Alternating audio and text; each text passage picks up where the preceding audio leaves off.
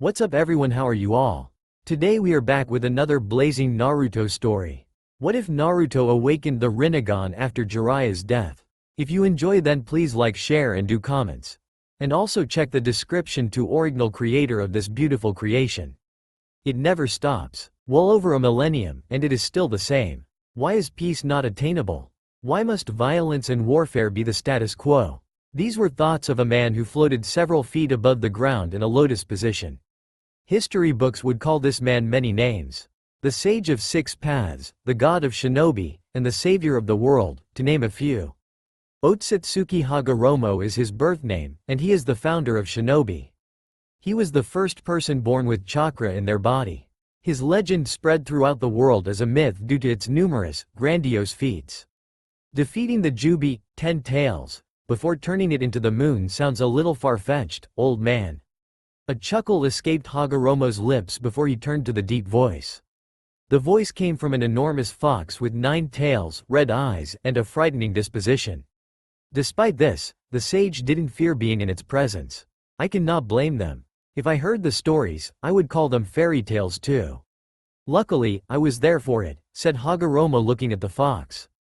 It was smiling at him cheerily. Hagoromo smiled as a byproduct. What is with the look, Kurama-kun? You're here. I knew you were too great to lose to something like old age. I did die to old age. Your body died. Your spirit is strong, and I can feel your chakra. You're not fooling me, spoke Kurama, getting a wider smile from Hagoromo. The fox's tails were waving excitedly in anticipation. You can spring me at any time there, Pops. You've been sitting there going through a monologue in your head for too long. Oh, I cannot free you, my dear boy. I am only an apparition. Kurama was shocked to hear this. Hagoromo frowned, seeing the fox's face. I wish I could. Sadly, you are stuck here for the foreseeable future. Spirit crushed. Kurama's hopes were high when its creator appeared. Hagoromo would unlock the seal, and Kurama would be free of its confines. Free from being inside one of these lesser beings called humans. Hagoromo was a human too, but he was half alien, so he didn't count. Then he said he couldn't help. No, you can do anything, shouted Kurama in disbelief. Hagoromo was somber, seeing the disappointment on Kurama's face. What other reason could you be here for then? To talk about what's been happening? Well, I've been stuck inside a human for the better part of a century, old man. Not the best of times. I know. Even if I could free you, said Hagoromo before turning his head. On the other side of the seal, a baby slept peacefully. Hagoromo smiled at the child as he continued. I'd kill that boy in the process. His life means more to you than mine? How I feel is irrelevant. The boy's life means something to someone. Do not be like that. How am I supposed to be? All I wanted to be was alone. Then he came and used those cursed eyes on me. After him, Ginger Lady wife of Flower Boy sealed me, rambled Kurama, summarizing his more recent memories. When she was approaching death, she got a baby Ginger Lady to contain me. This plan backfired because another scummy Uchiha, possibly the original one, came, and mind-fucked me again. Sunflower Guy had to lock me away. One half in the Shinigami and the other half in a chibi version of himself.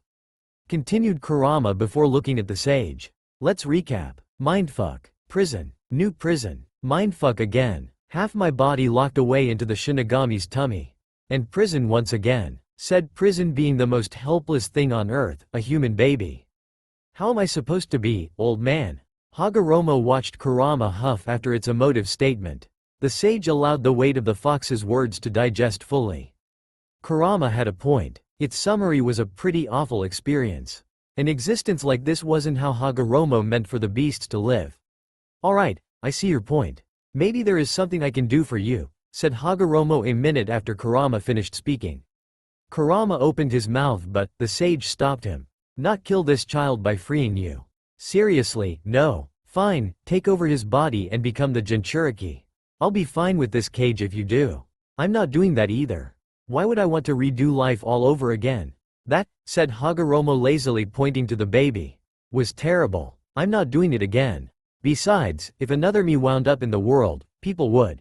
The sage trailed off. He began thinking of the possibilities of another him in present times. Kurama watched its creator nod slowly before looking at the baby. What was that legend of the Rinnegan? Those who possess it would bring about world peace or world destruction. Yeah, but that's just a legend. Kurama blinked after its sentence. The fox realized where Hagoromo's thoughts were. No, you better not do this. Why not? What if the child grows up and abuses your power as your descendants did? Your eyes are stronger than the ones that have fucked me over all these years. You have a point. The boy could do that, said Hagoromo, walking over to the slumbering child. That's what you're here for, Kurama-kun. To make sure it doesn't happen. Hagoromo stood over the baby boy. He put a palm to the baby's head. He's the reincarnation of Ashura. I can feel it. I wonder what it'd have been like if Ashura inherited the full breadth of my powers. I decline. I hate humanity. I'll have this child destroy the world the first chance I get. You're right, it is a bad idea, said Hagoromo, shaking his head. It could end badly. Exactly, you old. So be it. Have the boy destroy the world if you want. Gigi, warned Kurama one last time. This reverse psychology stuff won't work. I'll do it. Oh, I believe you. This isn't a game. Kurama-kun, I respect your fear and understand your concern. However, every reincarnation of Ashura has done wondrous things for the world, spoke Hagoromo before channeling his chakra. I aim to jumpstart such things. Please watch over this boy for me like I know you will. He holds my very essence. Kurama said nothing. The fox could feel the chakra transfer beginning. A few seconds later, a white light expanded to cover the boy's entire mindscape. Real world. A crib sat neatly in the corner of a room. It housed the same baby Hagoromo and Kurama were looking at earlier. The baby slept soundly even as an older man kicked in the door to the room. The man was well into his 50s. His eyes were surveying it like the battle-hardened shinobi he was. Sarutobi Hiruzen was the man's name, and he quickly realized nothing was amiss. Everything was as he left it. Hiruzen knew what he felt. And if the only thing in the room was the baby, it meant it had to come from him. Is the Kyuubi breaking the seal? Thought Hiruzen, walking over to the baby boy. The baby's golden hair and whisker-scarred cheeks brought a smile to his face. You wouldn't let the Kyuubi loose, would you, Naruto-kun? Maybe he was going senile. He could have sworn he felt a chakra spike. And perhaps he did. However, seeing how everything looked normal, the old shinobi would pass it off as senility. What else could he do? 13 years later. You're not hurt, are you, scaredy cat? Two kunai stabbed deeply into a snake many times bigger than him. Uzumaki Naruto stood a few feet from his teammate, Uchiha Sasuke. Sasuke remembered saying those exact words to Naruto during their first real mission together. A mission that went awry and had them locked against two shinobi set out to kill them. Throughout their battle, Sasuke needed to save Naruto repeatedly. Naruto was unprepared for the actual dangers of a ninja, and Sasuke made sure to let him know about it. Naruto happened to return that gesture in magnanimous fashion. Oh, you've grown up so interesting, said their enemy, a kunoichi from Kusagakure.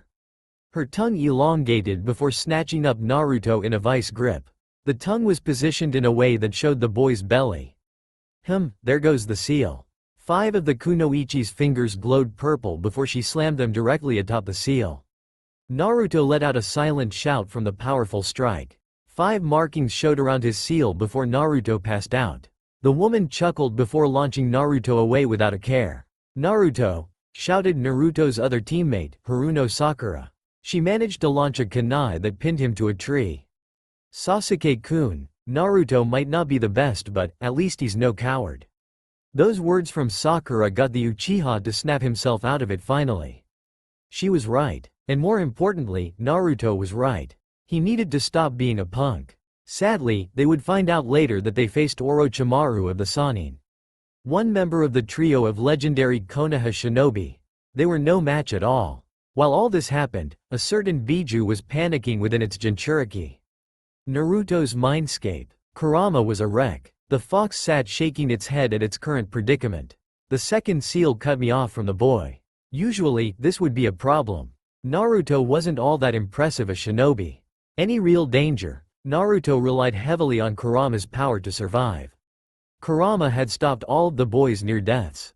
However, that wasn't the only thing Kurama stopped. A black and white chakra, settled in a yin-yang pattern, sat outside the fox's cage. This chakra was the essence Hagoromo gave Naruto when he was a baby.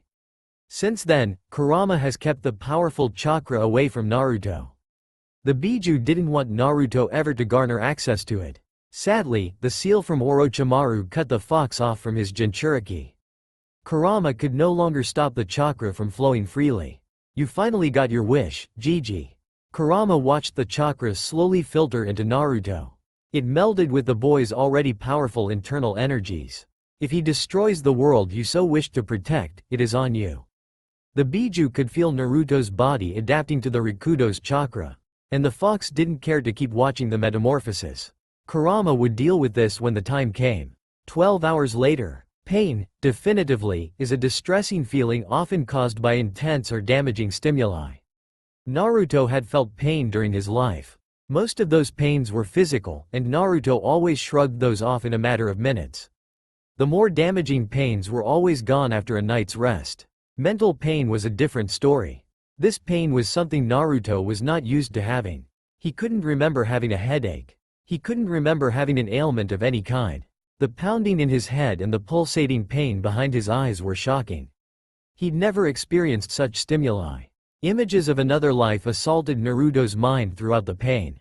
The images were fleeting but Naruto caught each one despite this. Some of those images included wild things. One moment, Naruto looked at a goddess-like woman and called her mother. The next moment, he watched his mother merge with a tree and turn into a beast with 10 tails. He fought alongside his brother, sealed his mother into the moon, and the beast itself into himself. Fast forward, he was sharing his chakra with the world and searching for peace and stability. He found love, had children, and lived a beautiful life. And as he was approaching death, he separated the beast's chakra into 9 beings and sealed the remnants in the moon too. An entire lifetime flashed through Naruto's head in a few seconds. The lifetime was an incredible thing to experience in the way he had. The pain in Naruto's head and behind his eyes abruptly stopped when the memories ended. Now over, Naruto found his senses. His sense of hearing was first. He could hear voices that didn't belong to his genin team. Someone should wake him up. This is embarrassing, said a boy with black hair and a bored expression. Shikamaru? Thought Naruto before hearing another voice. We could kick him. Can I kick him first? Asked a portly boy with reddish-brown hair. Ha, that's Choji. Stop it, you idiots. Maybe he has their scroll. We could take it while he is out, said a girl with platinum blonde hair. How opportunistic of you, Ino. Thought Naruto, feeling her kneel next to him. Naruto caught her wrist when she tried to check his person. Stealing our scroll? You could have at least asked first. Oh, Naruto-kun, hi. When did you wake up? Questioned Ino nervously, realizing she'd been caught red-handed. Cranking her seduction up to 11, Ino prepared to weasel her way out of trouble. This plan stopped when Naruto opened his eyes. Oh wow, your eyes. They're different. Naruto's eyes were lovely to look at. A shade of blue that matched the bluest of ocean water. They were very expressive. If you looked at them, one could tell everything Naruto was thinking or feeling. Now though, Naruto's eyes were the opposite. Cold and emotionless. Purple eyes with a tiny pupil surrounded by concentric circles. Ino couldn't turn away from them. The unbridled power within them wouldn't allow her to. It was like they were looking at her soul, and she was finding it hard to breathe. There's nothing wrong with Naruto's eyes. What are you talking about, Ino? Ino blinked, hearing her teammate. Refocusing on Naruto, Ino saw his eyes were their regular blue. A dopey look on his face got Ino to shake her head. Did I imagine that? I swear his eyes were purple. Ino was confused. Her teammates looked away, not hearing a response. Ino held Naruto's gaze as his expression shifted. I didn't imagine it. What I saw was real. Naruto's blue eyes were the same but they held something different. The infinite brightness was there. Something else was there, too. And having seen what Sasuke did earlier, Ino couldn't help but be curious. What happened to you all in here? 2 days later, Ino was livid. 48 hours passed, and she'd found out little to nothing about Naruto. The fact she'd been spending time trying to find out something about the dead last irked her. Those eyes and the way he looked at me after. Thought Ino, remembering the moment. Naruto hadn't shown either again since. He was the same Naruto she'd always known. I know what I saw. Is he trying to hide it? And there she went thinking about him again. She was supposed to spend her time thinking of getting Sasuke to marry her. None of her focus should be on Naruto. However, her gossipy nature and her clan's aptitude at information gathering kept her hooked. It would until she figured out what it was all about. Sasuke's new power was given to him by Orochimaru. The same could be said for Naruto. Except, Naruto's power wasn't as evil as Sasuke's. It felt as if he was staring into my soul, thought Ino looking at the blonde-haired genin. The purple eyes were firmly implanted in her brain. Where did those eyes come from? And how do I get him to kick his ass, Naruto? Shanaru. Forehead is so loud, thought Ino looking at her rival, best friend. The girl was hyped because her teammate was fighting. The same teammate Ino was thinking so hard about these days. Maybe this fight with Kiba will shed some light. Naruto can't beat Kiba. I'll have to pay attention now since this will be his only fight. Naruto stood on the arena floor with a far-off look on his face. He didn't acknowledge Sakura's cheer for him. Hagoromo or Naruto? Thought the Jinchuriki having a mental crisis. Memories were what made you. Having another man's memories gave Naruto some pause. Am I Hagoromo? Am I Naruto? Who am I? This thought had plagued Naruto since awakening 2 days ago. He didn't tell anyone about the eyes he held. The Rinnegan, according to his new memories. The dojutsu was a step up from the Sharingan his teammate and sensei had. He would have told someone about them but he didn't fully comprehend. It wouldn't do any good to show something he couldn't explain. So, Naruto kept shifting through Hagoromo's memories to find a way to. Oi, pay attention while I kick your ass. Oh right, I'm in a fight. Thought Naruto dodging Kiba and his dog partner, Akamaru. The two came at him in a flurry of claws. It wasn't wise to get hit by that. I don't have time for this. You won't escape me this time. Gatsuga, fang over fang, said Kiba launching at Naruto in a spin. Naruto closed his eyes before his Rinnegan came to life. He marveled at the potency of his chakra. Naruto picked an ability he could remember Hagoromo using and felt his body augment substantially. Ducking Kiba's attack, Naruto rose when the Inazaka was above him. Shirado, Asura Path, thought Naruto throwing a punch that hit Kiba flush. Kiba's spin stopped cold. Spittle flew from his mouth while he sat hunched over Naruto's fist. Kiba blacked out from the intense shock of pain. Naruto dropped the out of it Inuzuka, and he didn't get back up. Akamaru whimpered by his out-cold owner. Naruto turned his Rinnegan off and opened his eyes to look at his right hand. Naruto frowned, seeing scratches across it. I'm not as good as Hagoromo. This body needs work, thought Naruto with a plan to get better. Winner, Uzumaki Naruto, said the proctor of the prelims before he turned to Naruto. Hell of a counter, kid. I didn't know you could do that. Guess I got lucky, is all, said Naruto before heading back up. Naruto stepped back onto the balcony overlooking the arena floor. There he saw another one of his classmates move to greet him. Seeing her, Naruto couldn't help but acknowledge what he knew. Hinata Heim? Thought Hinata with wide eyes. She holds the power of Hagoromo's little brother, Hamura. He calls her Heim because of this. That doesn't mean I should have. Too late to take it back. Thought Naruto seeing the container held in her hands. Is this for me? Hi, Naruto-kun. Nice fight, spoke Hinata with furiously red cheeks. Naruto smiled at her before accepting the gift with a hug and thank you. Naruto-kun is hugging me. Hinata held up throughout the entire hug. Naruto let go of her and walked off. His departure allowed Hinata to pass out from the proximity with the apple of her eye. Her sensei caught her as she smiled at the girl. Way to go, Hinata.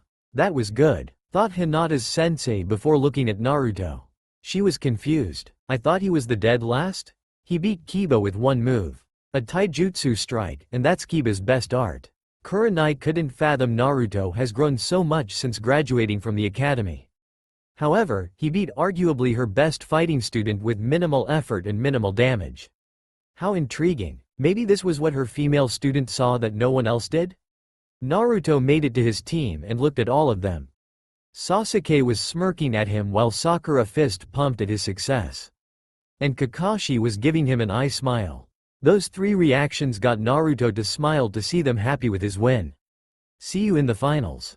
Don't lose until you face me, said Sasuke nodding to his teammate. Hell yeah, Naruto. You beat him in one move. It was like whoosh and then wham pow, exclaimed Sakura continuing her fist pump and cheerleading. Congratulations, Naruto. Very impressive victory, said Kakashi looking at the blonde. While cordial outside, Kakashi was curious internally. That counter should be impossible for someone like Naruto. And yet, he did it. When did he learn it? Not to mention the chakra I felt. Kakashi would be left wondering about his student as well. Something had happened to Naruto, that much he knew, and he would find out later. Naruto could answer all his questions at a later time. For now, he'd let his student bask in his success of passing. Currently, he was the sensei of 2 ninjas who reached the final stage of the Chunin exams. Oh, my cute little genin. They grow up so fast, don't they? Thought Kakashi before giving Naruto and Sasuke patronizing pats on the head. Pats the latter didn't like much, and the former didn't pay attention to. While Kakashi was messing with Sasuke and Naruto, sharp eyes were looking at Naruto. Sarutobi Hiruzen looked even older as he donned red robes and a red hat to watch the preliminary fights. The last battle caught his eye. I remember that chakra. It was the same one I felt over 13 years ago. Thought Hiruzen, seeing the far-off look on Naruto's face. My boy, what happened to you in that forest? For now, Hiruzen would continue to watch the prelims. Like Kakashi, he'd be finding out what happened to Naruto too. Something changed within Konoha's Jinchuriki. What change? Hiruzen aimed to find out as soon as possible. Staring at the clouds, Naruto walked through Konoha. A week passed since the Chunin exam preliminary fights.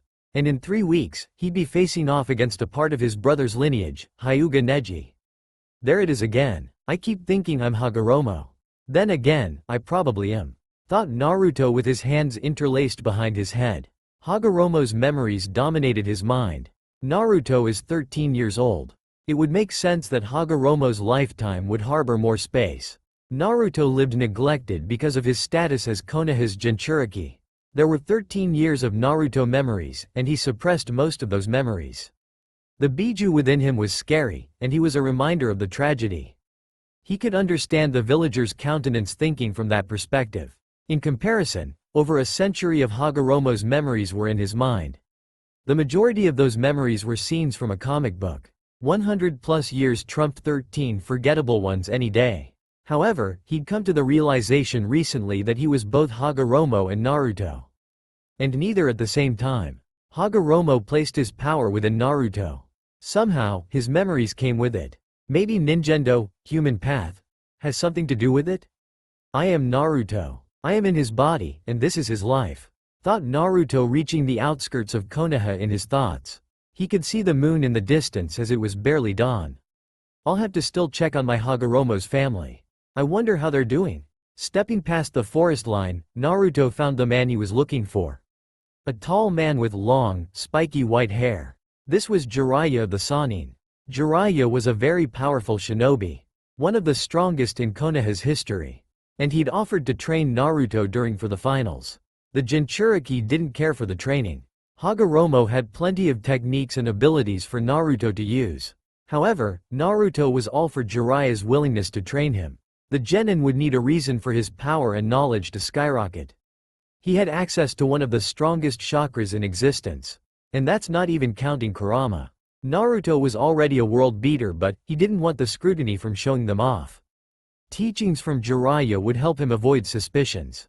The Sannin would claim all of his leaps in power as byproducts of his teachings. He'd done so with the 4th Hokage. He could do so with Naruto, and the majority wouldn't question it. The best thing Jiraiya gave Naruto wasn't his teachings. He'd fixed Naruto's chakra control when they'd met. Naruto was wondering why his chakra control was terrible. Even with his massive chakra, his control made his training feel pointless. Then Jiraiya removed the seal Orochimaru placed on him. The Jinchuriki forgot to remove it upon awakening in the forest. Naruto wanted to smack his forehead when Jiraiya told him that was why. He was more concerned with figuring out his newfound powers. Hagoromo's chakra began to shape Naruto's body after the seal's removal. The difference was night and day. If Naruto got a tenth of Hagoromo's powers down, no one in the Chunin exams would be able to best him. A tenth of Hagoromo's power would make him unbeatable to most of the shinobi world. Today was a surprise for Naruto. Jiraiya gave him something very valuable. A summoning contract with the toads he knew Hagoromo was close to. The Sannin didn't have to chuck him down a ravine to see if he could summon one. I don't like being on the other side of this, said Naruto, speaking from Hagoromo's memories. Hagoromo used to do crazy things like this when teaching his sons. Naruto bit his thumb and shifted through the required hand seals. Kachiyose, summoning. A plume of smoke later, and Naruto was safe atop the head of a toad. An irate toad with all 4 limbs, 2 on each side, on the ravine.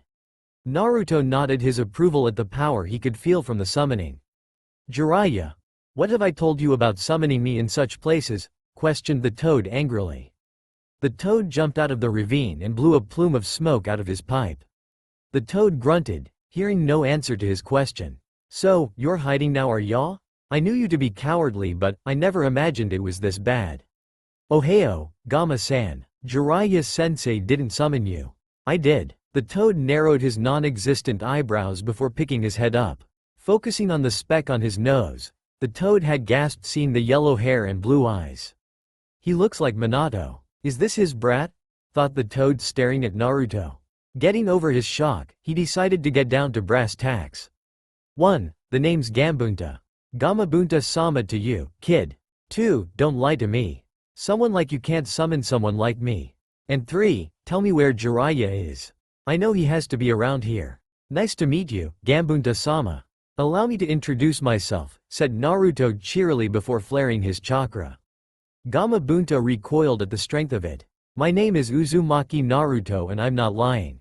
I summoned you. Gamabunta knew this was the truth. The boy's chakra was ridiculous. Naruto smiled before pointing off to the side. And sensei is right there. Gamabunta was impressed by the calm way Naruto responded. For as pipsqueak as the kid looked, Gamabunta expected pipsqueak behavior.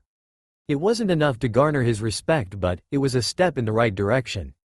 Naruto even showed him Jiraiya's location too. The kid outed you, and you're still hiding, Jiraiya?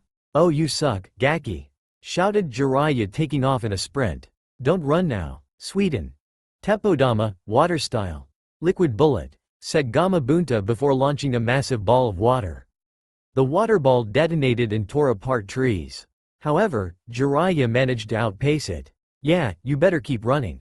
Prepping a second water ball, Gamabunta fired it at the retreating Sannin. The toad knew he wouldn't hit Jiraiya no matter how hard he tried. It was the principle of the matter. He needed Jiraiya too. K's no Maki, coil of wind. Gamabunta blinked, hearing a clap. A violent gust of wind hit his water ball. The ball sped up fast enough to catch Jiraiya. The Sannin wasn't prepared for the sudden change as it hit him in a watery splash. Jiraiya was soaked and crushed between trees as he looked up at Naruto and Gamabunta. Why? How? Asked Jiraiya, in and out of consciousness. That's for tossing me down a ravine. You could have asked me to summon a toad, you jerk. Shouted Naruto with a fist raised. Naruto felt the toad he stood on shaking. Naruto stopped his yelling to turn to Gamabunta. Everything alright, Gamabunta-sama? Wahahaha. Oh, that's priceless. Croaked Gamabunta with a deep belly laugh. Gamabunta took a webbed hand to his eye to remove a non-existent tear from it. Oh, man kid, I haven't laughed like that in a while. That's number 2. One more, and I might take you on as an apprentice. One more? It'd have to be better than the last one. You synced with me after one look. The same as my previous summoner. Naruto's eyes widened at this information. Gamabunta nodded to him. If you can, we'll share a drink, and it'll be the best decision of your life. You're a powerful summoning. I can feel it. I'm certain your loyalty lies with your summoners, and I've been itching to tell someone this anyway, said Naruto before looking at Gamabunta. Gamabunta stared at Naruto for several seconds before his pipe fell out of his mouth. Is this good enough to be your apprentice? Gamabunta-sama? Yes, you pass. Welcome aboard, said Gamabunta robotically with a guffawed expression. I'll get those drinks ready. Yata. I might tell Jiraiya-sensei too and Hokage Gigi too. They deserve to know, don't you think? Gambunta didn't respond. Naruto perked up before smiling. Or maybe I'll keep them in the dark. I need more time before everyone can know. Anywho, I have to go, Gamabunta-sama. I will summon you for that shared drink very soon. Gamabunta watched Naruto jump off him and disappear into the foliage below. It took Naruto leaving before he snapped out of it. Minato's kid has the Rinnegan. How is that even possible? Gamabunta shook his head before dispelling in a poof of smoke. 1 minute earlier, purple eyes, giant toad, and some kind of wind attack. Thought a girl dressed in camouflage. She was scribbling in a notepad. It contained things she'd witnessed Naruto do. I'm going to figure you out if it's the last thing I do. You can't hide, Naruto. The girl looked back up to continue her spying. The giant toad took that moment to return home. It vanished? Then where did Naruto go? Naruto hit Jiraiya of the Sannin with a powerful wind and water combination attack. The girl froze, hearing a voice behind her. She turned around to see Naruto holding her notepad. Naruto chuckled while holding up the pad. I assume the stars are a rating? Kind of sad that's only a 3 compared to the purple eyes getting a 5. He is a Sannin, you know? The girl said nothing. She didn't move either. She hoped a lack of movement meant Naruto couldn't see her. At the very least, hopefully, he couldn't tell who she was. Hey, Ino. Of course, he could tell who she was. It isn't that impressive since you had the toad helping you, informed Ino, grabbing her notepad from Naruto. She couldn't imagine how creepy she looked. She knew she needed to trudge on to remove the awkwardness. And I'm biased. I like the eyes more. Purple is my favorite color. I had an idea. You wear purple a lot. And did you mean these eyes? Questioned Naruto, turning on his Rinnegan. Ino's eyes widened. The eyes confirmed what she saw a week and a half ago. Sorry for making you go crazy. The prankster in me couldn't pass on such an opportunity to mess with someone. Ino was lost in the eyes again. The stark difference from his normal blue ones was jaw-dropping. However, she didn't miss what Naruto said. I wasn't going stir crazy. You think I, the indomitable Ino, would ever fret over a boy? Yes, you do with Sasuke all the time. HMPH, that's a thing with forehead. It motivates her to have a rival. Naruto smiled at the explanation. Plus, Sasuke-kun's my future husband. It's only right I fuss over him. And you being dressed in camouflage, hiding along the outskirts of Konoha, while writing meticulous notes about me isn't fretting over a boy? No. Her tone wasn't believable at all as she smiled. Naruto called her out perfectly. Wait, when did he learn to talk to girls? It almost sounds like he's flirting. But no, it's Naruto. However, he wasn't the same Naruto. And now that she looked, his eyes were different. There's Tomo in them now. 9 of them, 3 on each ring. Do they mean something? Yes, said Naruto, seemingly reading Ino's mind. My chakra was haywire thanks to my run-in with Orochimaru. Jiraiya-sensei fixed that. And yeah, my eyes are full power. Hence the Tomo. That's why they feel so much more intense. Thought Ino before realizing something weird. Did Naruto read my mind? I'm the Yamanaka here. I read minds. There's no way he's reading my mind. A Yamanaka can have their mind read. It's pretty easy right now since you're crazy about me like you are. I'm not crazy. Ha, you're going to deny being crazy forever, are you? Questioned Naruto, getting Ino to nod. She then gave him a look that said, stop answering her thoughts. Naruto smiled again before nodding. Fine, you're not crazy. And I'll stop reading your mind. Thank you. I knew you were a good boy. Now the prankster in me isn't satisfied. I need people to think you're crazy. You're the only person who's seen the purple eyes. Naruto's smile shifted to an ominous one. Ino's eyes widened in fear. I was thinking about revealing these to everyone, but I'd much rather see you try to prove it instead. I'm sure you've told them you were going to do so. And he was right. Since seeing the purple eyes, Ino told everyone about Naruto's hidden power. No one believed her because Naruto was the same Naruto according to all of them. He hadn't even shown her his eyes again until just now. And he was letting her know he'd been aware of her intentions and planned to torment her further. Naruto, you better not, said Ino before realizing how close she was to him. They were only a few inches apart. When did she get here? Was she that mesmerized by his eyes? And why did he look taller than her now? Stupid thoughts. Time to get things straight with new Naruto here. Ino poked his chest sharply before giving him a stern look. I'm Ino, you're Naruto. I'm the boss. You're under me somewhere down there. And you're going to tell everyone. I can't be looked at as a liar. I'm not even lying. That's the point. Good luck, Ino-chan, said Naruto before vanishing. She could see a phantasm of him leaving. A series of after images captured his entire exit. They disappeared into the forest, but the images before her looked like she could still touch them. Something she tried only for her finger to feel nothing. I am going crazy. Ino looked at her notepad and dreaded the coming days. Naruto was the prankster king from hell and she was in his crosshairs. This is going to be difficult. 3 weeks later, Konoha Stadium. You look gross, Ino Buddha. Ino?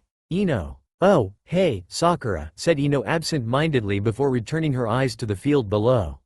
She kept staring with a blank look until she felt a tapping on her shoulder. Oh, hey, Sakura. You already said that. Is everything alright? I did? Weird, but, yes, everything is fine. Are you sure? Questioned Sakura looking at Ino's disheveled appearance. She had errant strands of her hair sticking up, bags under her eyes, and it looked like she hadn't put makeup on. Not that she needed it, but it was noticeable. Are you sure everything is okay? You look terrible. Ino? Oh, hey Sakura, said Ino for a third time before returning her eyes to the field below. Sakura looked worriedly at her friend before she heard snickers next to her. Next to her sat Team 8's equivalent to Naruto in ego, Inazaka Kiba. And he seemed to know what the problem with Ino was if his laughing was any indication. What's funny, Kiba? Do you know what's wrong with Ino? Here's a hint, it's an idiot with blonde hair. Idiot with blonde hair? Naruto? Questioned Sakura, getting more laughs. My teammate isn't an idiot. He's may not be there mentally at times, but he's not an idiot. No, he's an idiot. That beat you with one punch. That beat me with. Wait, arg, grumbled Kiba with his pride stomped on. Sakura smiled victoriously. Kiba pointed to Ino to get past the reminder of his one-hit defeat. Ino's been stuck on Naruto for the last month. Something about how he's hiding his true self since that Orochimaru thing. She's still on about that? She got all this to tail him for several hours. All he did was eat ramen and sleep, said Sakura with a sigh looking at her friend. Then we watched him train that one time. The whole day was wasted watching him climb up and down that mountain. She's obsessed and won't give it up.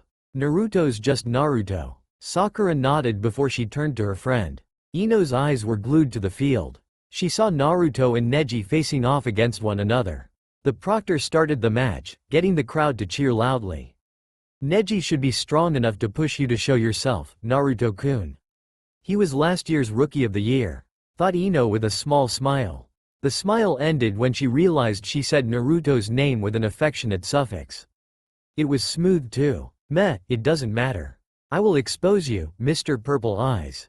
Naruto versus Neji. Blue eyes stared at the sky while white eyes looked at the calm visage of their opponent.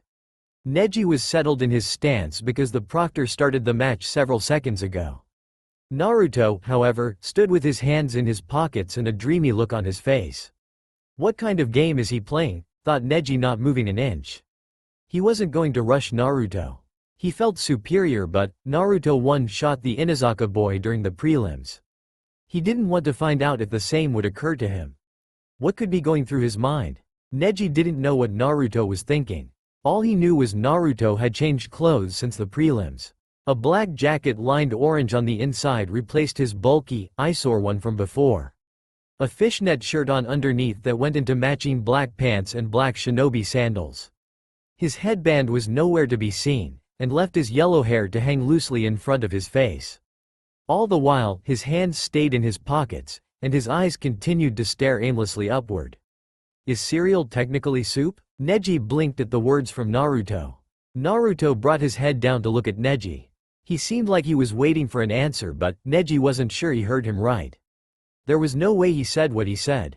What? Is cereal technically soup? It's gotta be, right?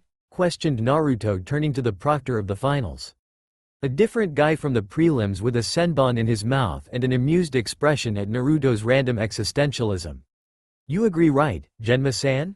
I can't say. I'm on the job. I'll let you know when this is over, replied Genma, getting Naruto to nod his okay. Sounds fair. It's a tough one anyway, said Naruto before turning back to Neji. He smiled, seeing the boy wait diligently. He's smart and patient. I like him. I don't like what he did to Hinataheim during their preliminary fight, but he's wise to not attack thinking I was unprepared. Thought Naruto before deciding it was best to get this over with soon. He had better things to do, like figuring out if cereal was soup or not. Let's get to it. Kage Bunshin, Shadow Clones. 4 Narutos phased into existence that all sprinted at Neji. Neji's eyes went wide because there was no hand seal, no warning or anything to show he was using a technique. The clones were closing in on Neji as he activated his Byakugan. "It doesn't matter how many clones you use. My eyes see everything," said Neji, ducking the attacks from the first two clones. The Hyuga spun and caught the other two's strikes. Slapping their hands away, Neji dispelled them both with precision palms to the gut. The gentle fist is the greatest taijutsu in the world when paired with the Byakugan. "You won't beat me with silly clones." "I could. I don't plan to," thought Naruto, receiving the memories from his clones. It was a useful jutsu, and Naruto learned that on his own. How quaint. And thanks to those clones, Naruto knew how to beat Neji. "I'm happy you dodged at the last moment," continued Naruto with his eyes closed. His Rinnegan came to life when Neji dispelled his last two clones. Naruto jumped into the action. "And got you." "Got me? You'll never touch me," said Neji, dodging Naruto's uppercut by the slimmest of margins. "Exactly," thought Naruto, activating another of his hidden powers. Neji knew he'd dodged Naruto's punch. However, he felt pain on his chin before flying across the arena. Tumbling like a rag doll, Neji eventually rolled to a stop. The crowd saw the mighty blow and cheered in applause at the surprise punch that landed. "He hit me? I was sure I dodged," thought Neji, refraining from nursing his jaw. Tendo. Seiatsu, Diva Path. Subjugating pressure, thought Naruto, using his gravity powers to hit Neji. A good thing Neji made everyone think he'd clocked him with his last-second dodges. Naruto turned off his Rinnegan and reopened his eyes. "You still up over there?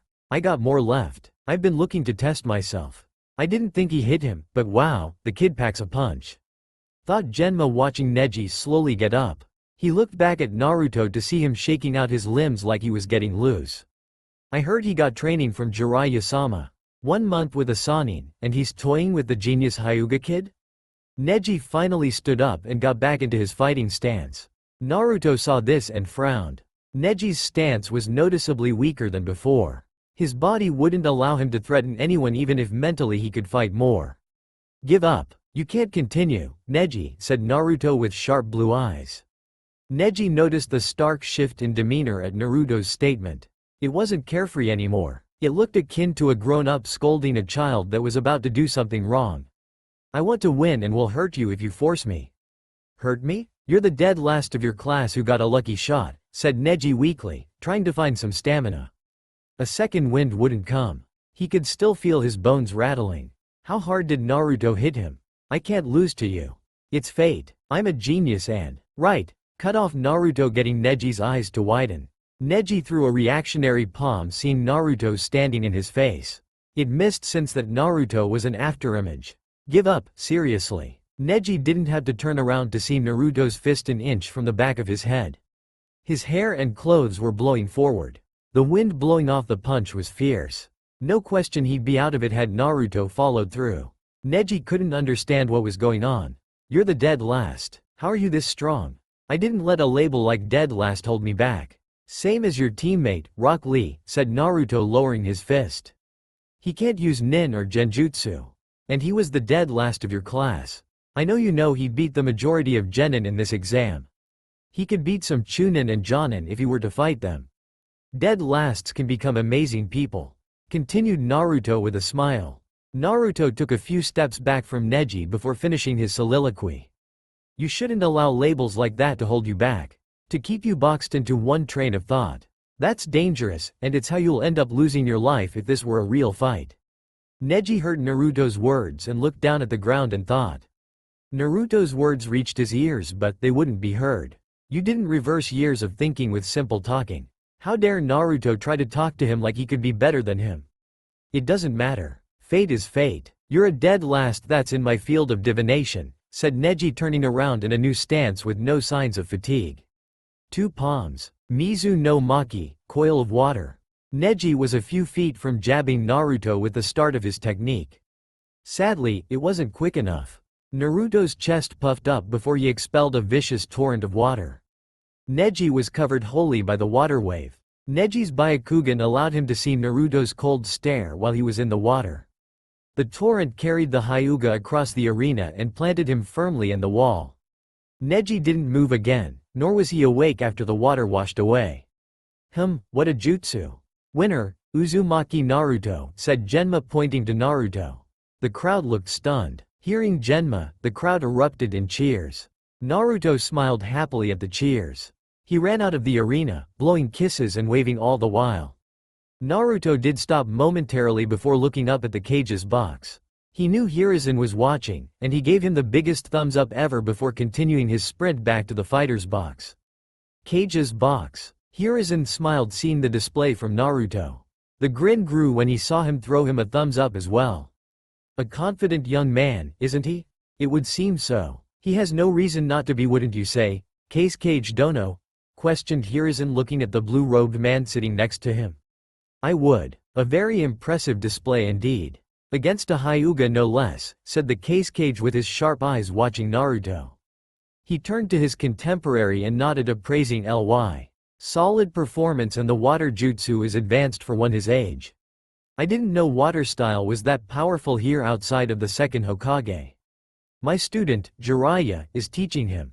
It seems to have produced great things. It most certainly has, if that's any indication. Hopefully, the rest of the matches are less one-sided. Or the opponent takes their adversary more seriously at the very least. Hiruzen smiled and nodded. The two looked down to see the next match getting ready to start.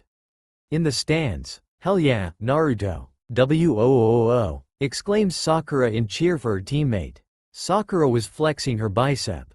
She held it with her other arm while a smug grin was on her face. It's going to be a Team 7 finals. I know it. Man, Naruto is a badass. I thought he got lucky against me, but he tore apart the guy who beat Hinata, said Kiba with a whistle. How good of a sensei is Kakashi? Kakashi sensei is good. Not sure about teaching, though.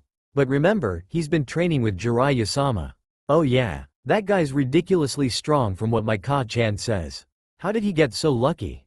Stop it, shouted Ino at the back and forth between Kiba and Sakura. Why were they rationalizing this? I'm telling you, Naruto could do that before he ever met Jiraiya-sama. Jiraiya-sama didn't make him do anything besides the toad thing and conditioning. You all came with me to watch him. Yeah, we watched for 2 days and that's what we saw. It's not like we watched Naruto every second or something this past month. That'd be crazy. Ino frowned. I did watch him every second or something. Thought Ino before dropping her shoulders. She was crazy. She was adamant about proving herself right. That'd take all the crazy away. It had to. I'll be right back. Bye pig. Later crazy. Ino ignored the nicknames and made a mental note to get both of them back later. Right now, she was on a mission and she needed to find Naruto. She needed him to set this straight. She wouldn't be able to deal with this any longer. I'm going to get you to tell everyone. If it's the last thing I do. Thought the Yamanaka making her way through the stadium. Naruto's prank had gone on long enough. With Naruto returning to the fighter's booth, Naruto trotted up the stairway with a smile on his face. He was going to win this tournament easily. There was no genin here that could match him. He did feel bad about it. It seemed unfair. However, Naruto knew life wasn't fair. It is what it is. In his return, Naruto ran clean past the red-headed teen from Suna. The boy didn't acknowledge Naruto at all beyond a stare. Naruto stopped and turned to the Suna genin. Naruto tilted his head at Gaara before waving. Yo, mother wants to kill you. Mother? She's never wanted anyone's blood more. She's chomping at the bit. Why would his mother want to kill me? Thought Naruto before realizing who Gaara was. No way. Shukaku couldn't have, could he? Gaara watched Naruto gulp nervously. Gaara didn't care one bit about Naruto's apprehension since the blonde would be dead by the end of the day. That's what Gaara saw. In reality, he was looking at a 9-tomo Rinnegan. Genjutsu Rinnegan, said Naruto, diving into the Jinchuriki's mind. Seeing its chaotic state, Naruto shook his head. Man, I thought I was bad off. This is horrible. Naruto trudged through the boy's fragile mindscape. Eventually, Naruto found who he was looking for. A massive tanuki made of sand stood with loose chains around him. A representation of the flimsy seal that bound him to Gaara. The yellow diamond eyes of the Biju noticed Naruto's presence and looked confused at his being there. Shukaku-kun, what have you done to this child? Why do you speak to me so familiarly? I don't know any midgets, said Shukaku with a laugh. Facing Naruto, Shukaku launched a wind bullet that was quadruple the size of the boy. That should get you out of here. Gakido. Fujutsu Kyuin, Preta Path. Blocking technique absorption seal, said Naruto, absorbing the wind attack. It didn't impede his walk at all. Shukaku recognized the technique before looking closer at Naruto. Shukaku's eyes widened seeing the Rinnegan. Once again, what have you done to this child? Why is he calling you mother? Old man? Questioned Shukaku, not getting any confirmation or denial from Naruto. The boy stood right before him and looked at him unflinchingly. There was no way his dad had returned. I know you died. Did you reincarnate? Answer my question, Shukaku-kun. What have you done to this child? Why are you tormenting him? What has he done to you? Questioned Naruto, only getting a shocked look from the Biju. Naruto continued to wait for an answer. Shunkin Ito, instant transmission. One last time, what have you done to this child? Shukaku blinked, seeing Naruto on his nose.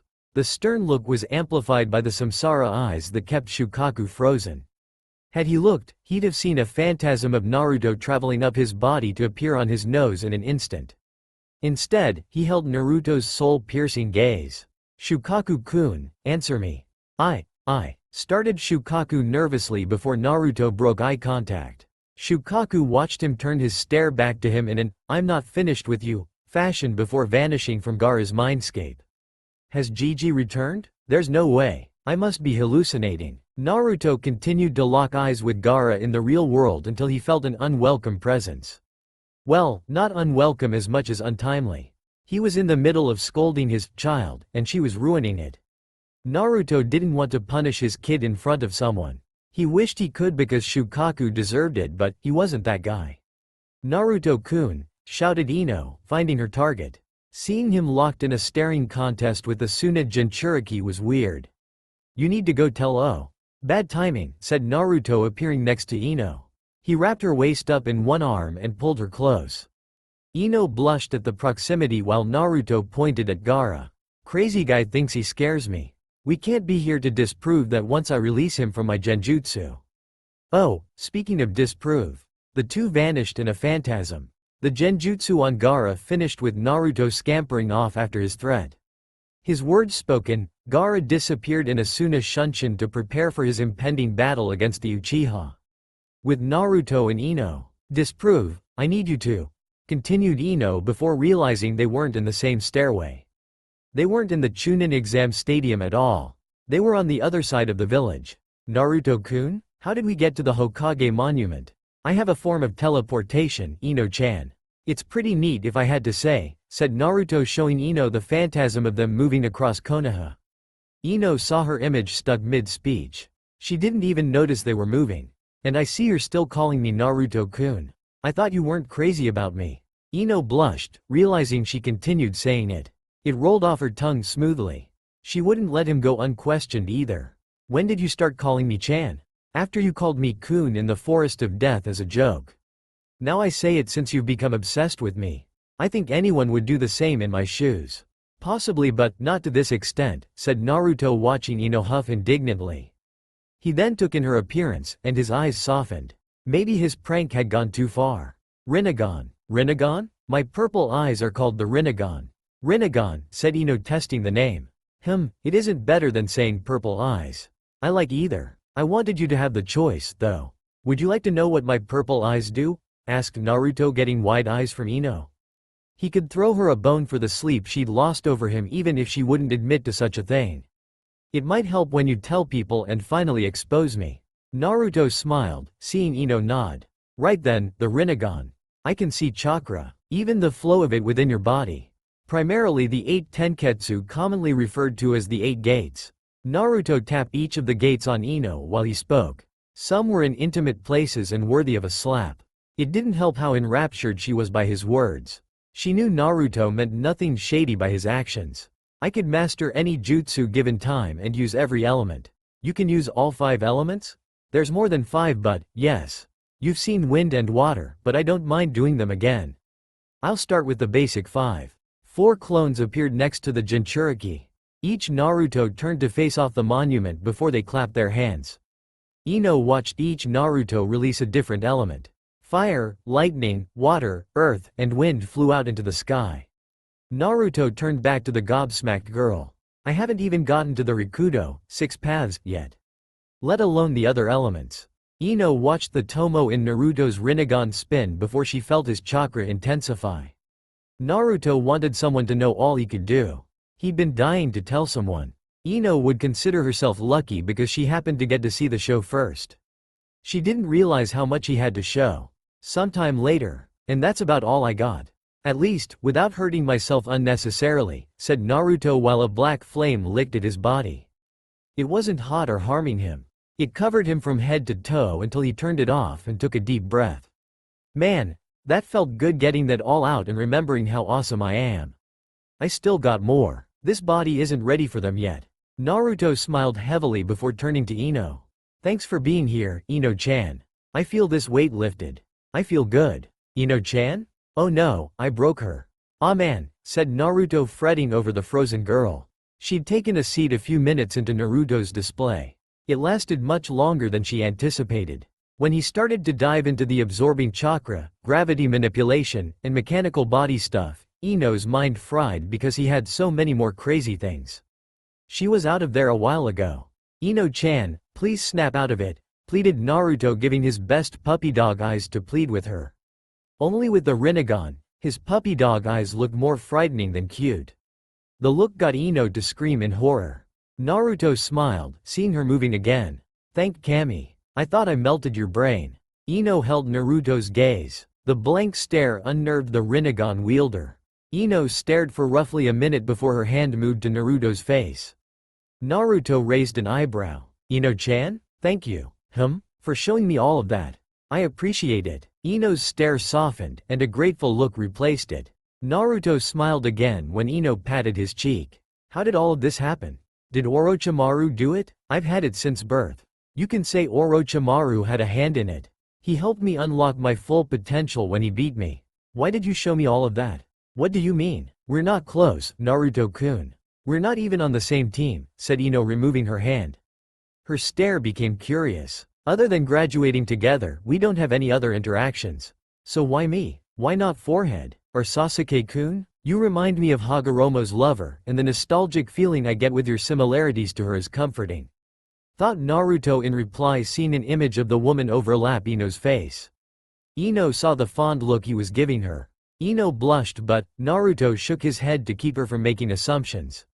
He wasn't about to start liking Ino because she mirrored someone from Hagoromo's life. Just call it, well, I guess you could say. Naruto stopped speaking and turned sharply to the Chunin exam stadium. Ino could feel the temperature drop several degrees when Naruto clenched his fist tightly. What's wrong, Naruto-kun? I haven't been paying attention. You better not Shukaku, thought Naruto before turning back to Ino. We need to head back to the stadium. Something troubling is happening. Ino's eyes widened before she nodded her head. Naruto grabbed her hand before the two of them disappeared instantly. A phantasm of their route was the only thing marking their vanishing. Chunin Exam Stadium, moments earlier. The next 3 matches all had someone with a passive fighting style. Shino, with his bugs, faced Kankuro the Suna puppeteer. Shikamaru with his shadow faced the wind user, Tamari, and Gaara of the sand went against his teammate, Sasuke. The first 3 of each match were very slow and methodical fighters. They would take time to finish their opponents or be finished in return. Being the first match, Naruto knew he would have plenty of time to return before his next match would happen. The only thing was, Naruto didn't foresee Kankuro forfeiting. That lessened the time between matches and could have been worse if Shikamaru did the same. The boy was about to until his sensei yelled that his mom would kick his ass if he didn't fight. He did reluctantly, pulled off a brilliant strategy after over a half hour of fighting before forfeiting when he had the win. He didn't have much chakra left, and he'd have to face Gaara or Sasuke next round. Neither would bode well for him anyway. The crowd didn't like that. Shikamaru's classmates didn't either. However, the judges loved his display and foresight. Gaara and Sasuke's match almost didn't happen too because Sasuke wasn't there. He appeared at the last second before he would have been disqualified. Their fight was much more engaging than the previous 2. Sasuke tore Gaara asunder with taijutsu that awed the crowd at its finesse and strength. Taijutsu he copied from Rock Lee after said boy thrashed Gaara during the prelims with it. While an impressive copy, Rock Lee's taijutsu was many times more potent, and Rock Lee ended up losing in the end anyway. Sasuke's copy wouldn't come close to what Rock Lee did. Something Sasuke knew when Gaara closed himself in a sturdy dome of sand that kept the Uchiha at bay. That was until Sasuke used Chidori, a ninjutsu that coats the user's palm in lightning to aid in its attack. A simple stab forward managed to reach Gaara himself within the dome. Gaara proceeded to lose his mind at the strike stabbing into him before all hell broke loose. A mass of Oto and Suna shinobi appeared.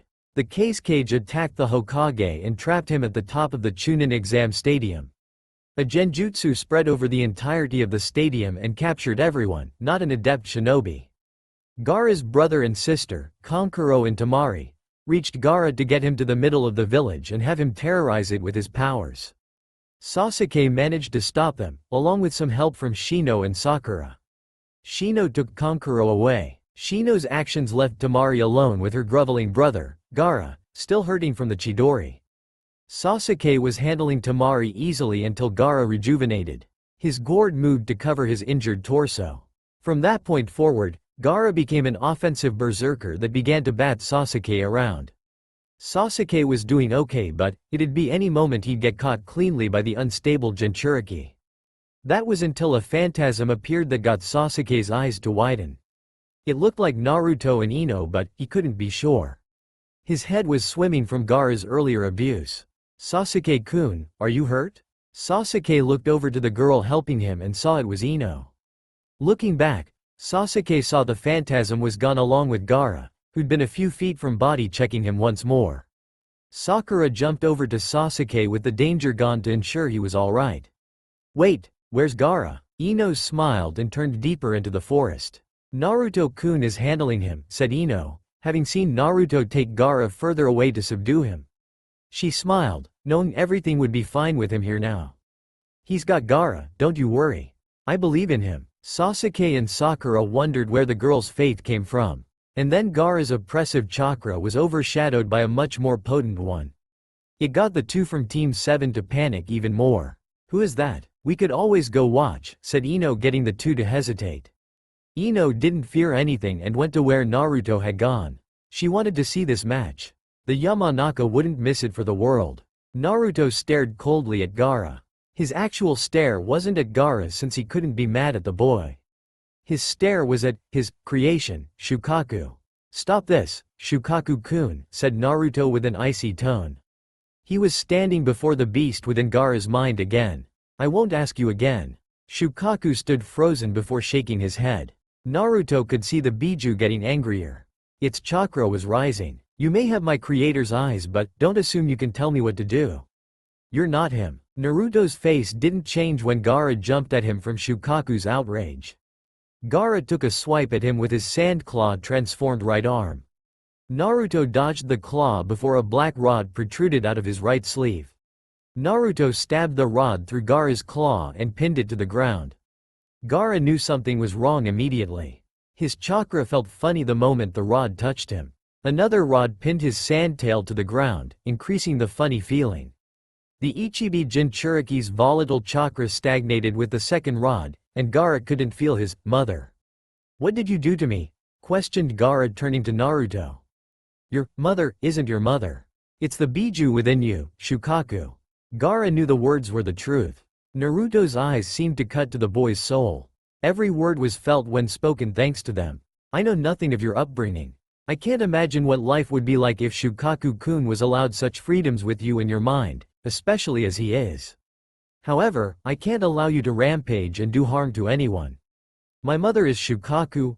questioned Gaara, getting a nod from Naruto. "That can't be right, can it?" "Gaara, kill him." "Mother? Kill him now." Gaara received a massive surge of chakra. "Damn it, Shukaku-kun. This body can't suppress a Biju yet," thought Naruto, watching Gaara explode in an enormous sandstorm. Shukaku stood in his full might a few seconds after the sandstorm calmed down. Naruto sighed in disbelief. "It's never easy, is it?" Shukaku looked down and saw Naruto bringing his thumb to his mouth. The sand tanuki stomped Naruto into non-existence with a heavy foot. The Biju laughed at being free once more. "Ha ha ha, I'm back. Time to tear this place asunder." Kachiyose, summoning. Shukaku stopped laughing when an enormous toad appeared before him. Naruto stood atop the red toad, looking none too pleased with the Biju before him. He could see Ino arriving to view the battle with Sasuke and Sakura. He would need to be careful. Gamabunta-sama, I need your assistance for a moment. We'll have to be careful. My friends are in the area. Oh, it's you again. What do you need help with? Oh, hell no, shouted Gamabunta seeing the Ichibi. Who did this kid think he was? Kid, that's the one tail. We can't. Right, said Gamabunta, having looked up in his warning to see the Rinnegan. Gamabunta looked back at Shukaku. The Biju had launched a wind bullet at him. Hang on, kid, I'm going to jump. Don't worry, said Naruto, sending out a gravity blast. It negated the wind attack with ease. I need to cook him. Sand becomes glass, and it makes him easier to bring down. You're a Myobokuzen toad, so I'm hoping you can use oil? I'll bring the fire if so. You got it all figured out. Same as Minato used to, said Gamabunta, watching Shukaku ready another wind bullet. Gamabunta prepped the oil before giving a verbal cue. Here we go. Wind bullet versus toad oil would likely stalemate. The toad oil, aided by Korora, a humanoid bird made of fire, easily trumped the wind bullet. Fire was naturally stronger than wind anyway. Aided by the toad oil from Gambunta, the firebird from Naruto pierced the wind bullet and blasted Shukaku in a fiery eruption. Goodness, did you even need me? Questioned Gamabunta, watching Shukaku burn. The Biju screamed at the red-hot flames coating him from his neck down. That firebird avatar. Phoenix. Ah, Phoenix. That's easier to say. It could have probably won without me, said Gamabunta, watching the flames heat Shukaku's sand. As Naruto said, the wailing beast was turning to glass. What a way to defeat such a monster. I can probably send a water bullet that'd shatter him if that's. Gamabunta trailed off when he couldn't feel Naruto standing atop his head. It was then the summoning noticed the small line in the air. It was a phantasm of Naruto shifting through the air. The boy stopped on the Biju's head. No, I was just free, shouted Shukaku, still burning. Naruto appeared in front of Gaara. The Suna Genin sat exposed on Shukaku's forehead. He was fast asleep to allow Shukaku complete control. He couldn't stop Naruto's next move. Shirado, Asura Path. An axe fist sent the Ichibi Jinchuriki through the body of his Biju. Gaara rocketed down to the earth. The power exerted by the blow was enough to blow the flames out. Shukaku shattered like the glass he was made of now and destabilized. Glass shards and sand spread throughout the forest. I can't believe Shukaku-kun would do such a thing. Has the usage of Jinchuriki made them so violent and untrusting of humanity? Within Hagoromo, they were fine, spoke Naruto, floating down to Gaara's level. Naruto stood in the remains of the defeated Shukaku. What could have happened? Why the hostility? The Kyuubi Jinchuriki looked over at Gaara. The boy was bleeding from his head, but Naruto could see he would survive. He'd need medical attention soon, but otherwise, Gaara would live. He had sand armor on before Naruto struck him with his mechanically enhanced body. What do you expect? Being stuck within the confines of a human is degrading. Especially because they're nothing like Gigi, they abuse our power and treat us like simple tools. It's only logical we would develop negative feelings toward humanity, said a voice within Naruto's mind. It was Kurama, Naruto's Biju. Even when Shukaku realized you had the Rinnegan, it didn't matter. You aren't Hagoromo. And you never will be. I thought you weren't going to talk to me. How I'm a faux Gigi and all that. I still don't plan to. Because you are a cheap imitation of the man who made me, said Kurama, watching Naruto appear within his seal. Not wanting to look at Naruto's caring disposition, Kurama closed his eyes and settled his chin on his paws. He wasn't Hagoromo, but the look was the same as Hagoromo's. It was agitating how much it looked like he cared. I offered you some perspective since you couldn't figure it out on your own. Don't count on me saying anything again.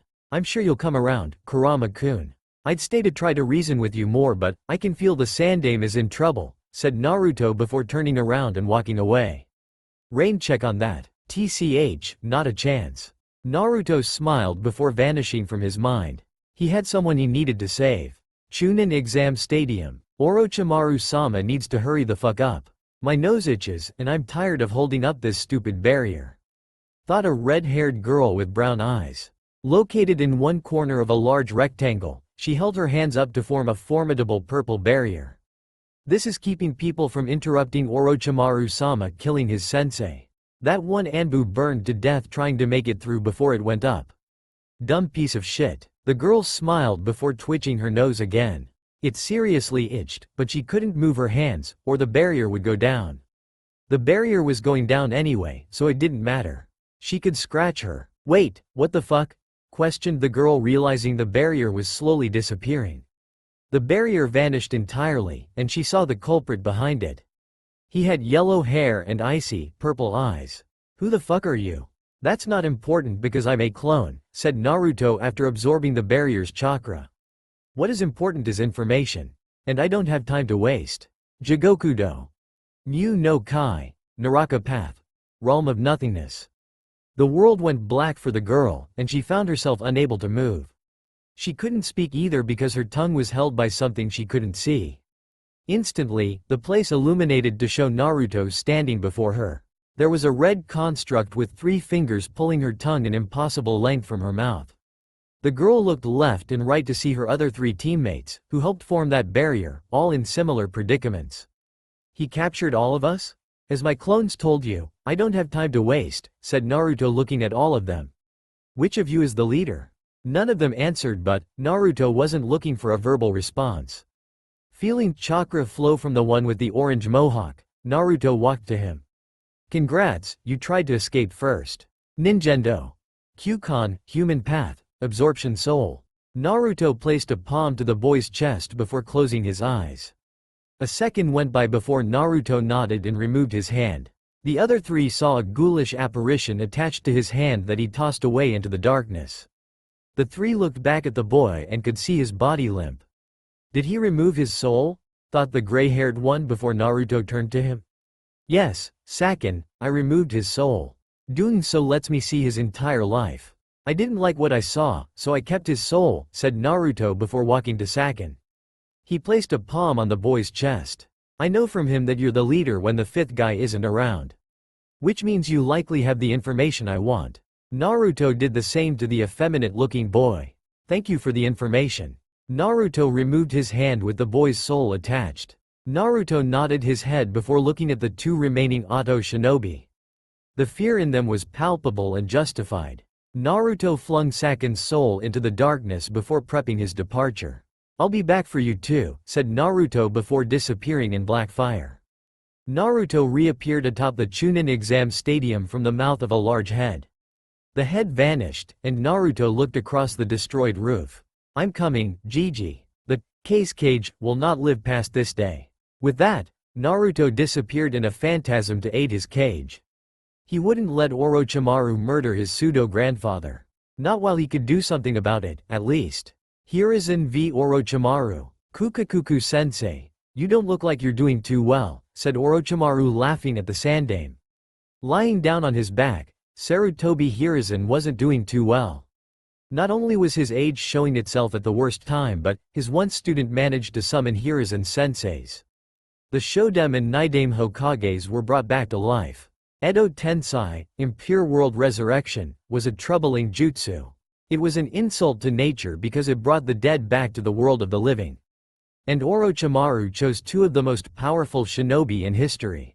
Hashirama Sensei and Tobirama Sensei. Thought Hiruzen looking left and right at the both of them. The 2 zombies were closing in on the cage's downed frame along with Orochimaru to finish him off for good.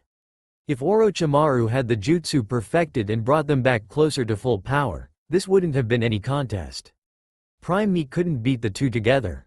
Let alone Old Man Me now. Even with the technique butchered, the undead cages were running him ragged. The old cage didn't have much chakra left. Orochimaru had plenty, and by way of Edo Tensei, Hashirama and Tobirama had an infinite supply. Hiruzen closed his eyes and felt like laying there and accepting his defeat. The odds were heavily out of his favor. He couldn't. He was the Hokage and needed to. You look like you could use a hand. Hiruzen's eyes snapped open to see his red Hokage hat. He discarded the hat earlier thanks to having more suitable combat gear underneath for his battle with Orochimaru. And underneath his Hokage's hat was a smiling Naruto looking down at him. Hiruzen wondered how Naruto got here, but he put that in the back of his mind to marvel at his eyes. Those can't be what I think they are, thought Hiruzen, recognizing the mythological eyes. He knew the legend of the Sage of Six Paths and his unparalleled dojutsu, the Rinnegan. Naruto-kun, your eyes. I'll tell you later. For now, take it easy. I got this, said Naruto before placing a hand on Hiruzen's chest. Closing his eyes, Naruto removed his hand after a second before nodding and walking away. You look like you could use that. I'll be done shortly. Hiruzen felt rejuvenated since Naruto filled back up his chakra supply. It was like the most incredible shot of adrenaline ever. He felt 25 again. The cage wouldn't need to use any of it because Naruto teleported him a safe distance away. The boy didn't need his assistance in the coming battle. Orochimaru, or should I say, Case Cage Dono. Either way, I'm your opponent now, informed Naruto, walking toward the three-headed monster Hiruzen had been pitted against. Orochimaru was shocked seeing Naruto's eyes. He has the Rinnegan? Questioned Orochimaru in his head. The leader of Akatsuki had the same ones, but Naruto's Rinnegan had tomo reminiscent of the Sharingan in them. Are his eyes related to the Sharingan in some way? I have to know, and there's an easy way to find out. Orochimaru's look turned to one of pure interest. He mentally ordered the previous Hokages to attack Naruto. Naruto merely continued his walk straight to Orochimaru despite the two arriving with synchronized attacks ready. Orochimaru watched the two cages get inexplicably thrown away from Naruto without him breaking stride once. Chikushodo. Kachiyose, Animal Path. Summoning, said Naruto before stopping and letting his chakra flow. A ceiling array appeared before a plume of smoke rose. The smoke dissipated to show the Jinchuriki had summoned a bipedal dog. Weirdly, the dog had the upper body of a bird. The creature looked like a Yamabushi warrior bara mask, stood roughly 40 feet tall, and had large wings with Naruto's Rinnegan where its eyes were supposed to be. The beast crowed loudly before rushing Orochimaru with immense speed. He summoned a Tengu? Where did he find such a contract? Questioned Hiruzen, watching from where Naruto left him. He could see the summoning pestering Orochimaru. Naruto focused on the more dangerous foes in Hashirama and Tobirama. Normal methods cannot kill them, Naruto-kun. They'll reform from any damage you do, no matter how severe. You have to seal their movements, make the summoner release the jutsu, or remove their soul.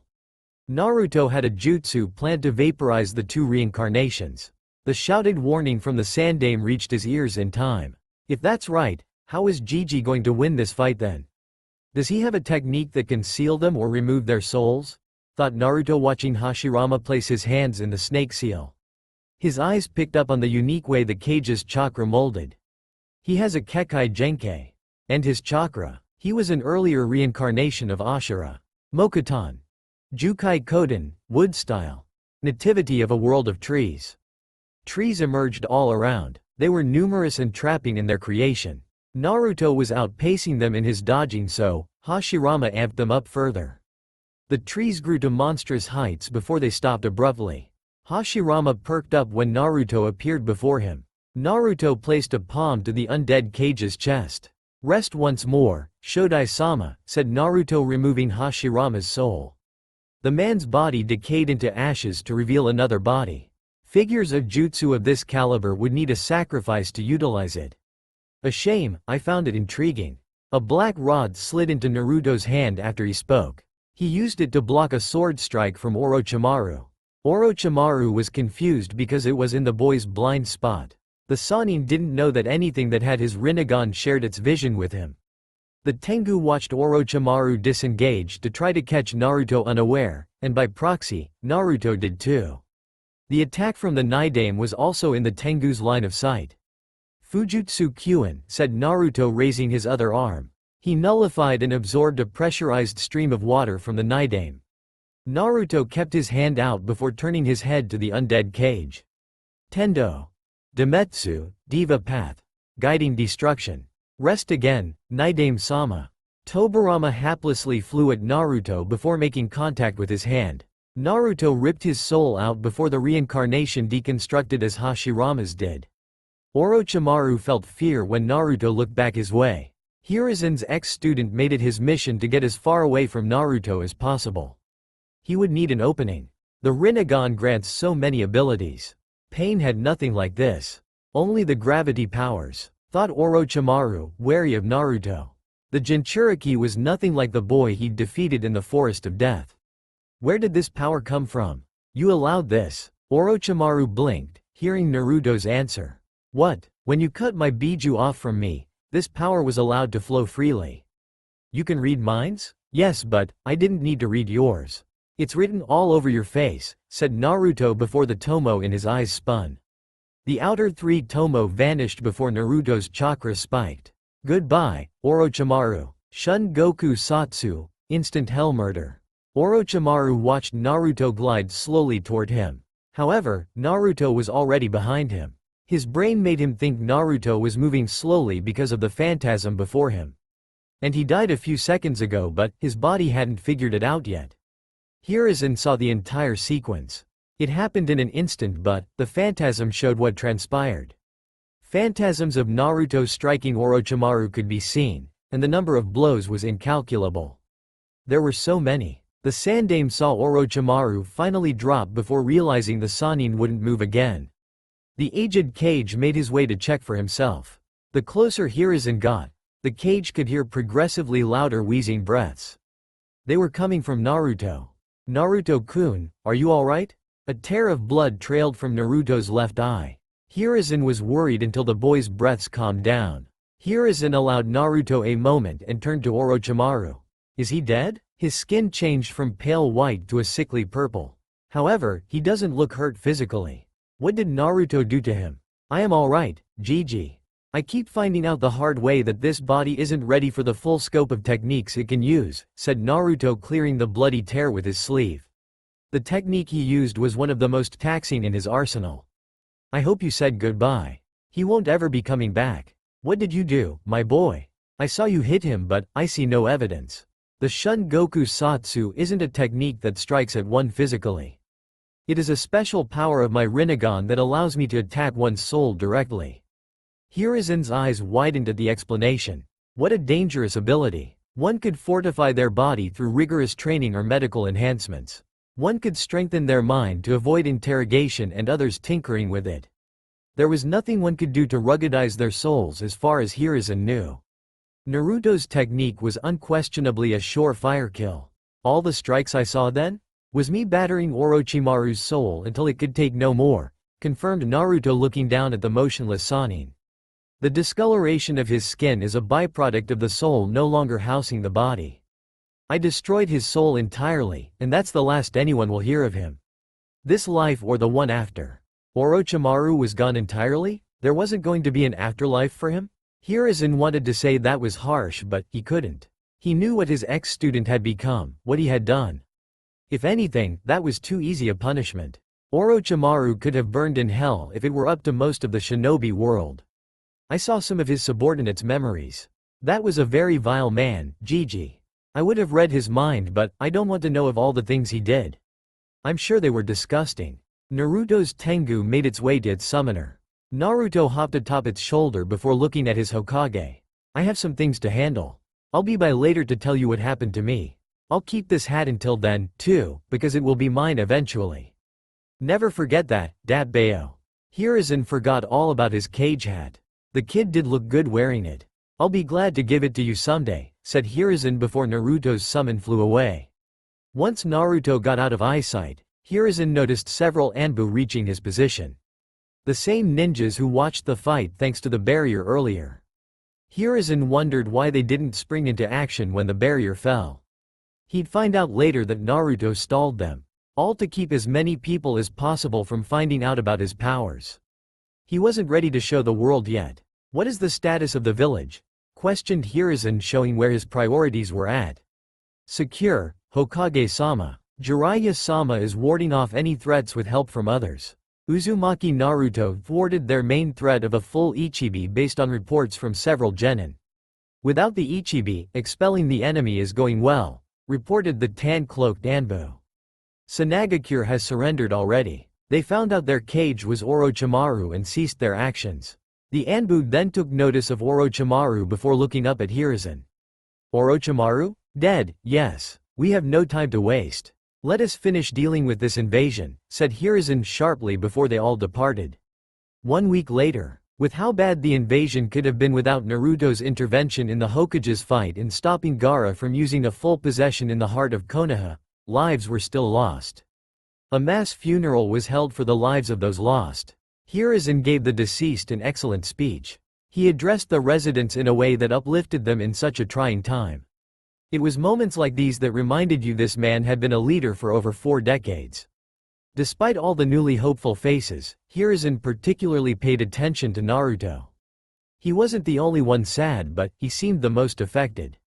As Naruto promised, he returned after defeating Orochimaru to speak with Hiruzen. Hiruzen would like to think he took it in stride. However, he was sure there was a slack-jawed expression on his face for the majority of it. It was indeed an amazing thing that had happened to Naruto. Hiruzen thought, with all that power at his disposal, Naruto would be happy all the time. Instead, Hiruzen found out Naruto was no longer the one he had grown to know. The Naruto Hiruzen knew would spin this melancholy into motivation for the future.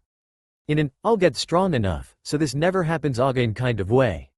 That wasn't the case, because in actuality, all the power he possessed was the problem. "I still can't save everyone.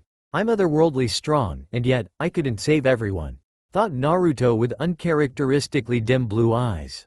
The brightness wasn't there anymore. What's the point? What was the point of endowing me with these powers if I can't keep everyone alive? A conundrum Naruto could have solved. He had the power to keep everyone alive. Sadly, he lacked the ability. Geto, outer path, was the 7th path that lived outside the realm of life and death. Naruto could bring the dead back to life with this path if he so chose. Unlike Edo Tensei, the reincarnated would truly be alive. After leaving Hiruzen, Hagoromo met him with resistance when attempting to use it. Hagoromo appeared before Naruto before he could go through with the jutsu. Naruto tried to explain he wouldn't die from the jutsu. Hagoromo shook his head and made Naruto realize once again that he wasn't him. Naruto was Naruto, not Hagoromo. Hagoromo was an adult with the most powerful entity in the world to fuel the chakra and life force necessary for the Geto's ability. Naruto was 13 years old with barely a month to adjust to his Rinnegan and new chakra. Naruto also has one Biju. While powerful, Kurama wouldn't be able to keep Naruto alive if he used any of the Geto's abilities. Hagoromo could do such a thing and be exhausted for some time. Naruto would undoubtedly perish, bringing back the shinobi and citizens who lost their lives with his current skill level and body composition. Naruto pitied himself, learning he couldn't help. And with the funeral, those feelings resurfaced. He could have saved them. He should have been able to save them. And yet, he wasn't able to. And now, some mothers wouldn't have their kids come home. Some spouse wouldn't have their lover. A child would be orphaned. All because he. Naruto-kun. Naruto blinked, feeling a hand on his cheek. Looking to his right, Naruto saw Ino looking at him with concern. Her look was justified because he was bawling hard. He could feel the tears streaming down his cheek. "Hey, Ino-chan, are you okay?" questioned Ino softly. The funeral was over, and people were leaving, but Naruto hadn't moved. Ino noticed and had been trying to get his attention the entire time.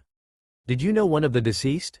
"No, well, yes, but I was," started Naruto before stopping. Ino was one of 2 people who knew about his eyes and potential. He didn't have to hide this from her. It'd probably be good to let her know now that he thought about it. "I could have saved them. You shouldn't think like that. I know you're strong now, but you can't do everything," said Ino, trying to lighten the mood. Naruto shook his head before transporting them to the Hokage monument. Ino saw Naruto's Rinnegan glowering at her before noticing their new location. "I know about your Rinnegan. A lot of abilities and blah blah blah. Still, you're strong, Naruto-kun, not omnipresent. Do you remember the 6 paths I showed you?" Ino nodded before Naruto held up 7 fingers. "There's a 7th path, Geto, outer path, and it allows me several abilities. One being reviving the dead," said Naruto, getting Ino's eyes to widen.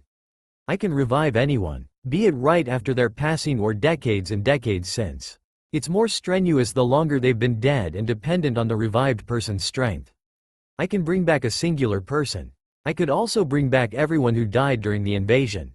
Ino looked at Naruto in another light. It was hit after hit with this guy. Naruto could revive the dead. Now that she thought about it, there had to be a cost for such a technique. And he practically said it. There has to be a drawback, said Ino, noticing Naruto's Rinnegan. It was missing 3 tomo. When you mean strenuous, does that mean you could, well, you know. Yes, I could potentially kill myself.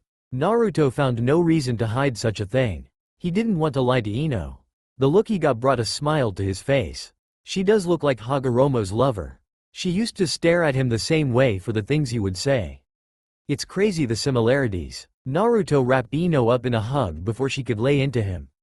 I know, now at least. Ironically, I was forced to realize it when I had tempted by the man who gave me this power. Time is the most dangerous aspect. Time? Questioned Ino with her head settled comfortably on Naruto's shoulder. Her comfort was weird because wasn't Naruto shorter than her? When did he get taller than me? He grew several inches taller than me in just a month. The longer the length of time since the revived's death, the life force required exponentiates. The strength of one is a factor, but time is the decider in how difficult it'd be on me to bring someone back, said Naruto informatively to Ino. She nodded into his shoulder, getting him to continue. If someone dies immediately, their soul is usually stuck within limbo for a moment.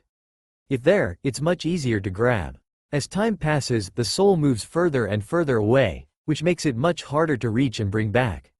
Since the invasion just happened, you could have revived everyone, no problem? Yes, bringing them back wouldn't have killed me if I was more adjusted to my new powers. I'd be drained and likely bedridden for some time afterward, but not dead. This information put Ino at ease. She didn't like the idea of Naruto dying. They weren't friends, but he was her best friend's teammate, they graduated together, and she knew all the great things he could do for Konoha. Maybe even the world. That Rinnegan of his was amazing. And speaking of Rinnegan, what happened to your Rinnegan? Your Rinnegan. It has 6 tomo. It had 9 a week ago. Oh, I destroyed Orochimaru's soul, said Naruto, feeling Ino nod slowly into his shoulder again. The girl was comfortable. She barely reacted to him speaking about destroying a soul. It takes a lot out of me to do such a thing. It weakens my eyes and vitality for a spell. I'll be back to normal with enough rest. Hey, Ino-chan. You're drooling on my shoulder, said Naruto, getting Ino to pick her head up in embarrassment. She discovered she hadn't been drooling at all. She glared at Naruto and got a cheeky smile in return. Oh, it's getting to be too easy. When will this end? Questioned Ino, placing her head back on Naruto's shoulder. He was really warm, and this was highly comfortable for some reason. It felt more right than it should have been. This could be addicting if I liked Naruto-kun. Too bad he has blonde hair, not black. We could have been a thing. Thought Ino, reveling in the hug from the Jinchuriki. Hinata would lose her mind if she were me right now. Well, it'll probably end soon. You're not so crazy about me anymore since finding out most of what I can do. No longer out to prove to everyone I'm Kami's right hand, exclaimed Naruto, getting a soft smile from Ino. He could feel the girl's breathing lightening up. She was falling asleep in his arms. So, you know, I have to take what I can. I'm going to get you back for all this. And don't worry, I'm still exposing you someday soon. Hey, good luck. With that said, Naruto looked down to see Ino asleep. Stalking him for the past month had finally caught up to her. One teleportation and Naruto stood in Ino's room. He gently tucked the sleeping girl into bed before smiling again at her. Ino did make him feel better. For the second time, even. He'd have to do something nice for her. Naruto would figure that out later because he remembered he had something else to attend to. Mu no Kai, realm of nothingness. A circle of black flames appeared around Naruto's feet before a head spawned and swallowed him whole. Unknown location. A humanoid statue sat with only its torso exposed, and its hands held up. Atop the statue's fingers stood 9 figures that were all holograms. On the right thumb stood a spiky-haired man that opened his eyes to reveal his Rinnegan. The eyes looked like Naruto's Rinnegan sans any tomo. Those eyes turned to one hologram that spoke testily. Come on with it. Why the fuck did you call us here? You interrupted my ritual. The man's Rinnegan bore a hole into the man who spoke. They unnerved him to some degree. Luckily, his outburst wouldn't be met negatively and would get the ball rolling. Zetsu has some information he would like to share with us, said the Rinnegan wielder, looking to the statue's right pinky. What do you have to report? Sanagakure invaded Konoha. Orochimaru aided them in their efforts, informed the hologram known as Zetsu. Despite the initial surprise of the attack, Konoha repelled the two forces without major damage. "Is that all? This is a waste of time," spoke a hologram that looked more like a hunchback. Orochimaru died during the invasion. That bit of news got everyone's eyes to widen. The hologram with a ponytail and a bang of hair covering one eye was the first to speak. "So that snake finally got what was coming to him, I wanted to do it, to be honest." "Who was the one that got him?" Orochimaru faced the Sandaime Hokage.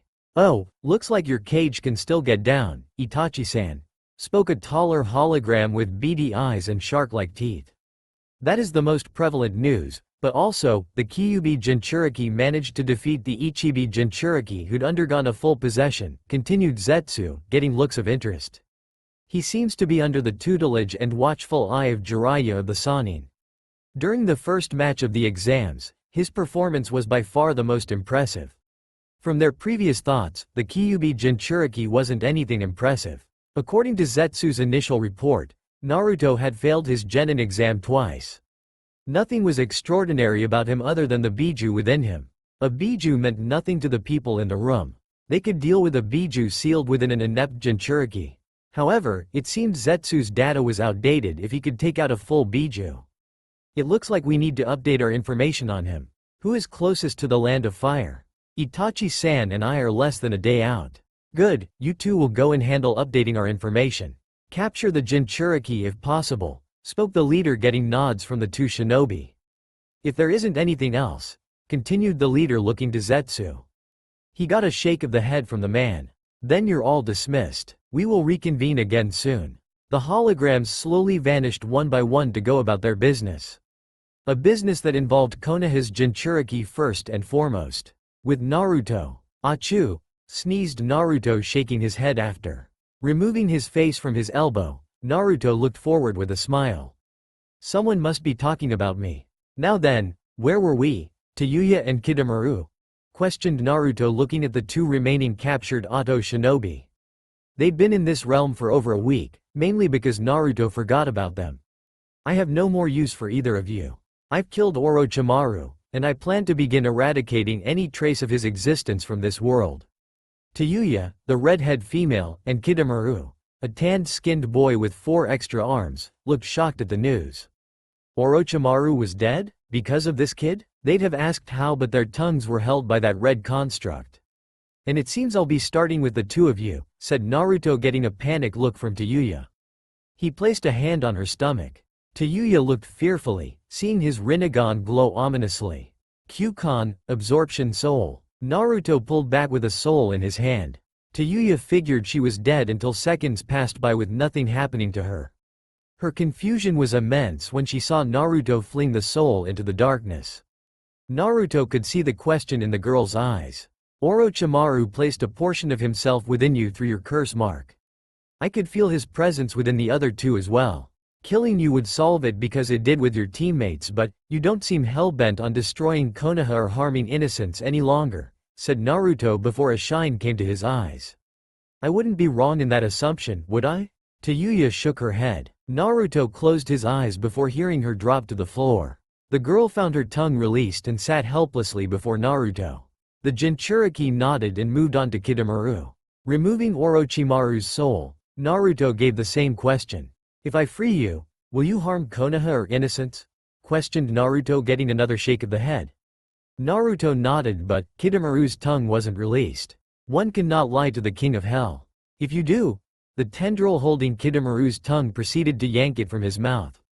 "You'll lose your life." Tayuya stared at the graphic death of her final teammate before Naruto turned back to her. He walked her way, and the darkness shifted to cover Kidomaru. Tayuya would have said something or been afraid if she wasn't devilishly tired. Now that she thought about it, she didn't know how long she'd been down here. She hadn't had water or food. She didn't even remember going to sleep. "How am I alive? You didn't lie to the King of Hell. And when trapped here, your body enters a stasis. If you were wondering why you've survived a week without food, water, and rest," informed Naruto, crouching down to look the girl in the eyes. Her brown hues held his gaze right back. Naruto helped her into a better sitting position before asking a question. What do you plan to do when I allow you to leave here? What does it matter? I committed a crime against Konoha and numerous others. I'm going to prison, said Tayuya, feeling her vitality return. She felt terrific. It happened after Naruto touched her. What the fuck did you do to me? I gave you some chakra. The king of hell drains all of it practically if I capture you, said Naruto with a smile. And, of course, you'd go to prison if I were to tell everyone in Konoha everything about you. I don't have to do that, though, do I? Tayuya's eyes widened hearing this. As I said, I plan to eradicate Orochimaru's existence until it is no more. I could have done it without you, but, since you're still alive, I figured I'd ask for your assistance if you're up for it. And if you help me, I can talk to Gigi about your situation. Not like anyone knows you're with Otto besides him, me, and maybe Jiraiya-sensei. Tayuya stared at Naruto after he spoke. What kind of offer was that? It wasn't much of one. Either go to jail for some inconceivable amount of time or help Naruto destroy the very thing she once was a part of to gain freedom. Considering her team was gone, and Orochimaru was dead, what did he expect her to say? It was likely why his face lit up seeing her nod her consent to helping him. I was hoping you'd say that, said Naruto, vanishing from the realm to leave her alone once more. Did I go from one overpowered asshole's underling to another even more overpowered asshole's underling? Asked Tayuya aloud while standing up. The moment she stood, she was swallowed by black fire. The fire scared her until she felt the wind in her face. What the fuck? You're not the underling of an overpowered asshole, Tayuya-san. Think of yourself as an assistant for the time being, said Naruto, getting the Otto girl to look sheepish. She didn't know he could hear her in there. Welcome aboard. Our mission, to destroy Otto. Well, at least the majority of it, I'll wager to guess. Tayuya couldn't explain the feeling. From being stuck in a place without any feeling to returning to the actual world, Tayuya felt exhilaration like no other. The air, the colors, and everything was wonderful to experience again. Tayuya took in her surroundings and noticed herself on the back of a tengu. She spotted Naruto in front of her, lying down, with his eyes closed. Now, as your new overpowered asshole boss, I need you to change clothes. The Otto imagery is a no-go, said Naruto, pointing to a backpack to the girl. There are some clothes in there. Change if you would. If you're the self-conscious type, I promise to keep my eyes closed. You better. And there better not be Konoha shit in here. I'm not wearing a leaf. I'm not wearing Konoha things, said Naruto, getting Tayuya to notice his attire. It was a black jacket, a fishnet shirt, and black pants. No Konoha affiliation was showing. If I don't wear Konoha, and it happens to be my village, I wouldn't force you to. You aren't a Konoha shinobi. You're the assistant of an overpowered asshole, remember? Tayuya looked at Naruto before grabbing the backpack. Opening the bag, Tayuya looked at the clothes and shrugged. He had good taste because these weren't half bad or far off from what she would pick to wear. Tayuya began to take her tunic off before glancing back at Naruto. Seeing his eyes still closed, Tayuya quickly changed. He wouldn't be getting some free show from her. Otto girl looks pretty good. No, scratch that. Otto girl looks good, thought Naruto, keeping his promise of not opening his eyes. Too bad Tayuya didn't know Naruto could see clearly through the eyes of his summoning. Naruto would never think to peep on a girl, but human nature was human nature. Scratch that a third time. She's ridiculously hot. Why did she wear that baggy stuff? Also, what an interesting birthmark. Eventually, Tayuya finished redressing herself before walking to stand over Naruto. So, how'd I look? Am I up to your standards now? Questioned Tayuya, getting Naruto to open his eyes. Naruto looked up at the girl and instantly blushed. Tayuya was dressed in a black, sleeveless kimono blouse with orange trimmings held closed by a traditional obi of the same two colors. A short black skirt covered her skin-tight black shorts. All in all, the girl looked good in her new clothes, unlike Naruto's assistant. They wore matching colors, after all. However, she was confused by his blush and lack of answering her question. The fuck is wrong with you? Why are you blushing? You're wearing a skirt. Yeah, I'm a girl. Girls wear skirts. And your shorts are skin-tight. Oh, realized Tayuya quickly. She was standing over Naruto in a skirt with skin-tight shorts on. Tayuya blushed before crossing her legs. My new boss is a fucking pervert. You look good, by the way. Shut the fuck up. And thus, Naruto did. He'd try to fix that pervert stigma during their trip. Congratulations to all of you. Even if you did not receive the promotion to Chunin, you performed admirably during the invasion, and perhaps a field promotion may come sooner than the next exams, said Hiruzen looking at the genin who competed in the Chunin exams. Only 11 of them were there because Naruto asked for a small sabbatical. He was promoted along with Shikamaru. I'd give Naruto-kun Jonin because he's strong enough, but I have to be sure that strength comes with leadership qualities first, thought Hiruzen before chuckling to himself. Who am I kidding? Naruto-kun will take my chair as soon as he's ready to. I don't know why I bother promoting him. He could have gone genin to Hokage. Hiruzen watched the genin teams pile out of his office during his thoughts. Once they were gone, he turned his head to the window to see Jiraiya. Jiraiya, you're still here? I figured you'd be gone by now. I planned to, but I figured I could stay for a bit longer. I wanted to make sure you're alright, old man. Well, thank you for that. Thankfully, I am in good health. I'm glad to see it. Also, I need to speak with Naruto before I leave. I need to tell him something. Hiruzen raised an eyebrow. You know, the Akatsuki. I think it's time I told him. He'll probably freak out when I do, but the kid needs to know. They'll be coming after him sooner than later. I doubt he'll freak out, thought Hiruzen smiling internally. Jiraiya had no clue who Naruto was these days. I know you trained him for the finals. I'm happy you're finally getting involved in his life. Yeah, he's a good kid already. Now that I'm here, I get to poison him with my tremendous influence over time. It helps that most of my schedule freed up with Rochi's death, said Jiraiya with a smile. Hiruzen nodded and smiled back. I can't believe you went through with it. You had to tell me how you did it. I know it was awesome. I will say that it was awesome. The most impressive thing I've seen in my life. Jiraiya's smile widened. The Sanin's jaw dropped at Hiruzen's following line. I didn't kill Orochimaru. What? I didn't kill Orochimaru. I'm not following you here. You were the one facing Rochi. I was. Then how did what's that? Questioned Jiraiya when Hiruzen handed him something. It was a small piece of black metal. Jiraiya was impressed by the metal's quality. Is this what killed him? Its owner did. Funneled chakra through it, said Hiruzen getting a shrug from Jiraiya. He had no reason not to do so. It's not like Hiruzen was the type to prank someone. I convinced him to tell you. Be sure to thank him for letting you in on his secret. And tell him I said hi. Let who know? A poof of smoke covered Jiraiya. Earlier with Naruto and Tayuya. This is Orochimaru's northern hideout? Questioned Naruto looking at Tayuya. The girl nodded before Naruto sighed. It's a hostile environment, wouldn't you say? You have no idea, Sunflower, said Tayuya blocking a claw with her flute. In front of the two were gray-colored people with abnormal body modifications. These are all rejected copies of this guy named Jugo.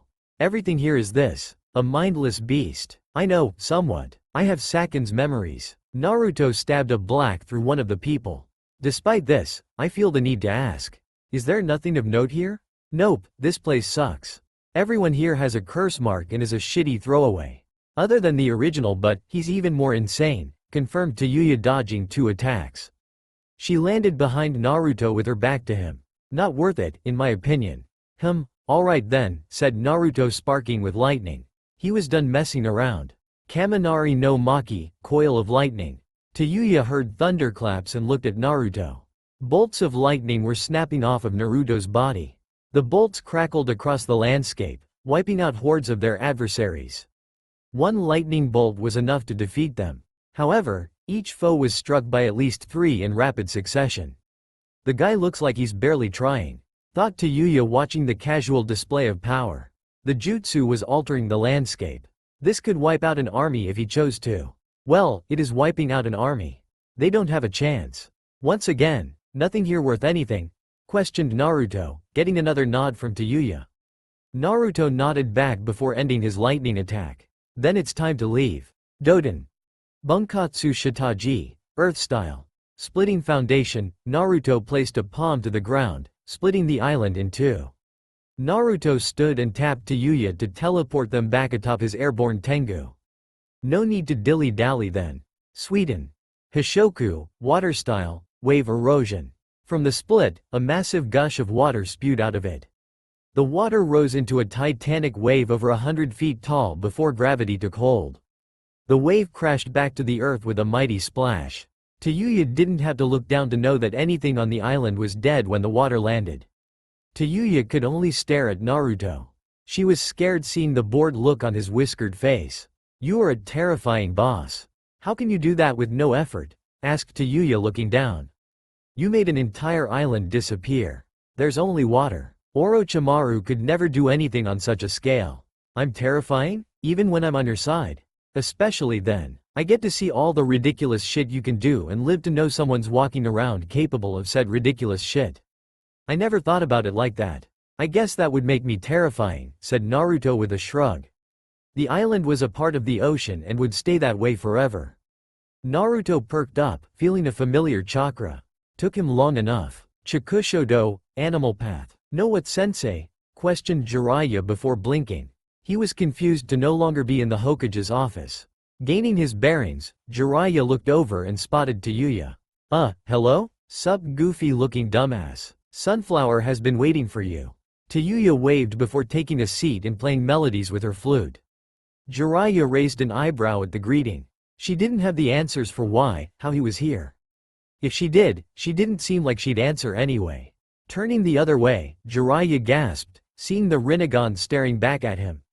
"Hey, Jiraiya-sensei. Take a seat. I got a story to tell," said Naruto, getting the gobsmacked man to do so. Jiraiya didn't speak a word while sitting down.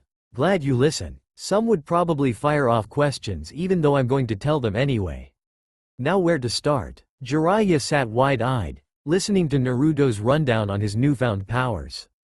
Jiraiya all but forgot the Akatsuki thing. A few days later. "So, this is what Akatsuki can do. This is only Uchiha Itachi. And the others are roughly equivalent," informed Jiraiya, answering Naruto's question. The two stood in the hospital overlooking two bedridden shinobi. Hitaki Kakashi and Uchiha Sasuke laid comatose. "He's your teammate's older brother who wiped out the entire Uchiha clan in one night." "Yeah, Kakashi-sensei and Sasuke kind of told me. And this guy is after me? Him and at least 6 more. All of whom are on par with one another." "Well, that's fun," said Naruto with a sigh. He kept looking at Kakashi and Sasuke before feeling a stare. Naruto turned and saw Jiraiya giving him an expectant look. "What? Well, aren't you going to fix them or something magically?" said Jiraiya before getting close and pointing at his eyes. "Ya no, Rinnegan magic fix them.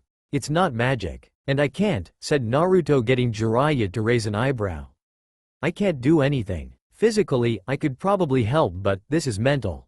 I can't fix that. Yet? Sure, let's go with that," said Naruto sarcastically, looking back at the two.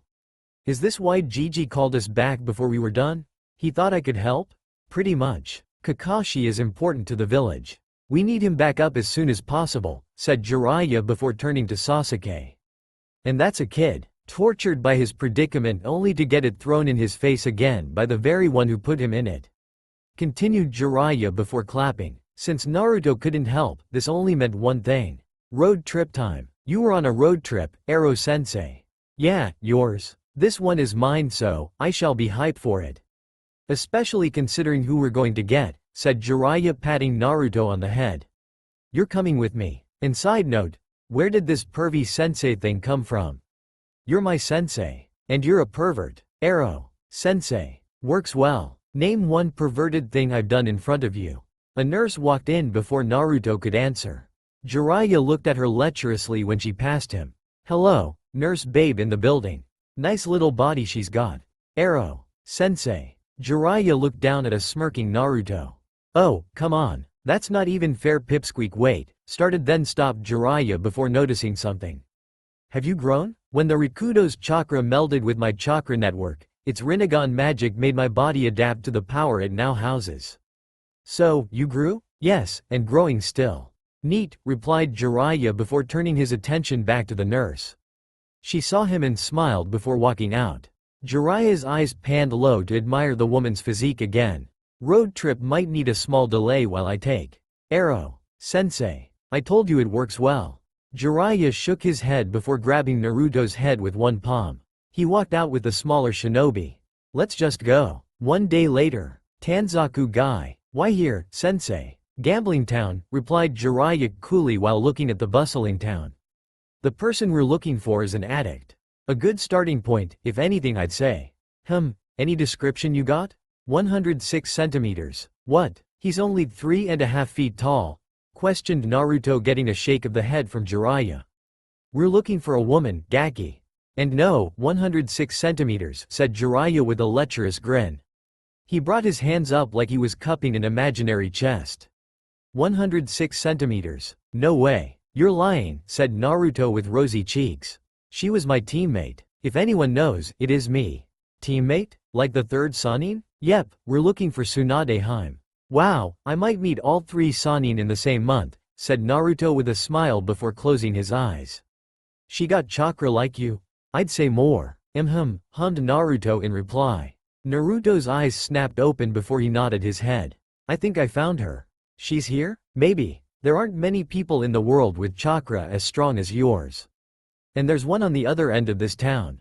Well, let's go say hi then. Sure, said Naruto, eyes flashing to his Rinnegan before they turned back. Jiraiya and Naruto appeared in a booth with 2 women and a pig. Hi. The 2 women freaked out at his being there. Their fright made sense because he wasn't there the instant beforehand. Naruto's eyes panned to one of the woman's chests. Ero-sensei wasn't lying. 106 centimeters. The blonde woman, Tsunade, had a saucer in her hand with sake in it. She looked at Naruto before shrugging. She downed the sake in a quick gulp. Allowing the burn to subside, she opened her brown eyes to the equally confused white-haired man before her. So, Jiraiya, 2 questions. Why are you here? Questioned Tsunade before pointing at Naruto. And who's the kid who can't keep his eyes off my chest? Real subtle entrance, kid, said Jiraiya sheepishly, laughing to hide his nerves. Jiraiya coughed in his hand, seeing the unamused look on Tsunade's face. Guess he needed to get down to business. Hey, Hime, you look as good as ever. Sadly, this isn't a personal visit. Konoha needs your help. Tsunade raised an eyebrow. Konoha needed her help? She could humor this, at least. She still had alcohol to finish anyway, and she couldn't find a reason not to listen. It would probably be a good laugh finding out whatever that bastard of a village wanted from her. Konoha. Tayuya was angry. Fucking sunflower. Correction. Tayuya was angry at Naruto. Stomping around in a huff, Tayuya mimicked the Kyuubi Jinchuriki's last words to her. Don't worry Tayuya-san, I'll be back soon. Tayuya grumbled a few swears before looking at the calendar. It's been a whole day, and he hasn't come back. What the fuck did he mean by soon? Usually, Tayuya wouldn't care because things like that didn't matter too much. She was an independent young lady. She didn't need the company. Honestly, she preferred isolation unless someone forced the isolation. That whisker-having, pipsqueak fucking cherub-faced idiot knows I can't go out in Konoha. He's my alibi and hasn't told anyone anything yet. Screamed Tayuya walking to the kitchen. She slammed open Naruto's pantry and nearly lost it. I'm so hungry, and all he has are these fucking ramen cups. I hate him so much. Stupid asshole. Tayuya slammed the pantry shut before deciding to go to sleep. She refused to eat ramen from a cup, so sleep to settle her stomach was the only answer. Looking at the couch she slept on last night, Tayuya turned to Naruto's room. Yep, I'm sleeping in there, said Tayuya walking over to and kicking open Naruto's door. She spotted his bed and frowned at how small it was. Well, I guess he is a shrimp, so it's probably huge to him. Peefed, this shit would barely fit a toddler. It was a bed, and a bed was better than the couch, so Tayuya plopped down on it. When she did, she couldn't believe how wonderful it felt. Wait, why is his bed so comfortable? It's perfect. Trailed off Tayuya, melting into the wondrous feel of Naruto's bed. She didn't remember being angry at Naruto or hungry. All she knew was Naruto's bed. I could be here forever. Why the fuck is this thing so comfy? And like that, Tayuya found herself asleep. She'd probably be angrier and hungrier when she awoke later. For now, she'd enjoy the most fantastic sleep she ever had in her entire life. Tanzaku guy. Hime, I don't think this is such a good idea. You should have told that to your brat before he called me a disappointment, huffed Tsunade, making her way outside. Lil brat doesn't even know who I am. He knows who you are, informed Jiraiya, trying to halt Tsunade. A fight with Naruto was one she didn't need to start. You don't know who he is, and that's why I worry. I don't even think I could. Shut up, Jiraiya. He's a kid, a stupid one at that who's about to learn a hard lesson, said Tsunade walking outside to see Naruto waiting for her. If you want to apologize, you can. It won't stop this beatdown, but I might let you keep all of your limbs if you do. I wasn't out to fight you, lady, but you were wasting mine and Ero-sensei's time, said Naruto with narrowed blue eyes. We have other options outside of you. Tsunade was taken aback by the look in Naruto's eyes. For some reason, it felt like his glare could paralyze her if she weren't as strong as she is. Despite that line of thinking at first, Tsunade disregarded it entirely and smirked before holding up one finger. You're arrogant, not my cup of tea. I'll probably only need one finger to beat someone like you, said Tsunade, not seeing Jiraiya smack his face at such a thing. The irony of calling Naruto arrogant and then handicapping herself to a single finger flew right over the medic's head. Tsunade made a come-hither motion with that finger. Come and learn your lesson, brat. Sensei, said Naruto looking at Jiraiya. No, she's asking for it. I won't even. No, Haim might be a pain sometimes, but she's still my teammate. There was no way in hell he was going to let Naruto use any of his freakishly powerful Rinnegan abilities. He'd witnessed Naruto sack several auto hideouts with no effort after the kid summoned him. The kid dishearteningly stated he didn't get to show the most dangerous aspect of his eyes before Hiruzen called them back. Tsunade, bless her soul, was rightfully dubbed the strongest woman in the world.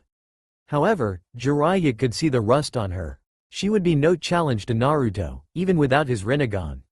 So no Rinnegan for Naruto, even though he'd probably bring it out anyway to firmly show up his teammate. If you don't come to me, I'm coming to you. And that's the last thing you would want, said Tsunade, smirk still on her face. Jiraiya shook his head again and put his hands over his face. Shizune looked at the white-haired Sannin with a curious gaze.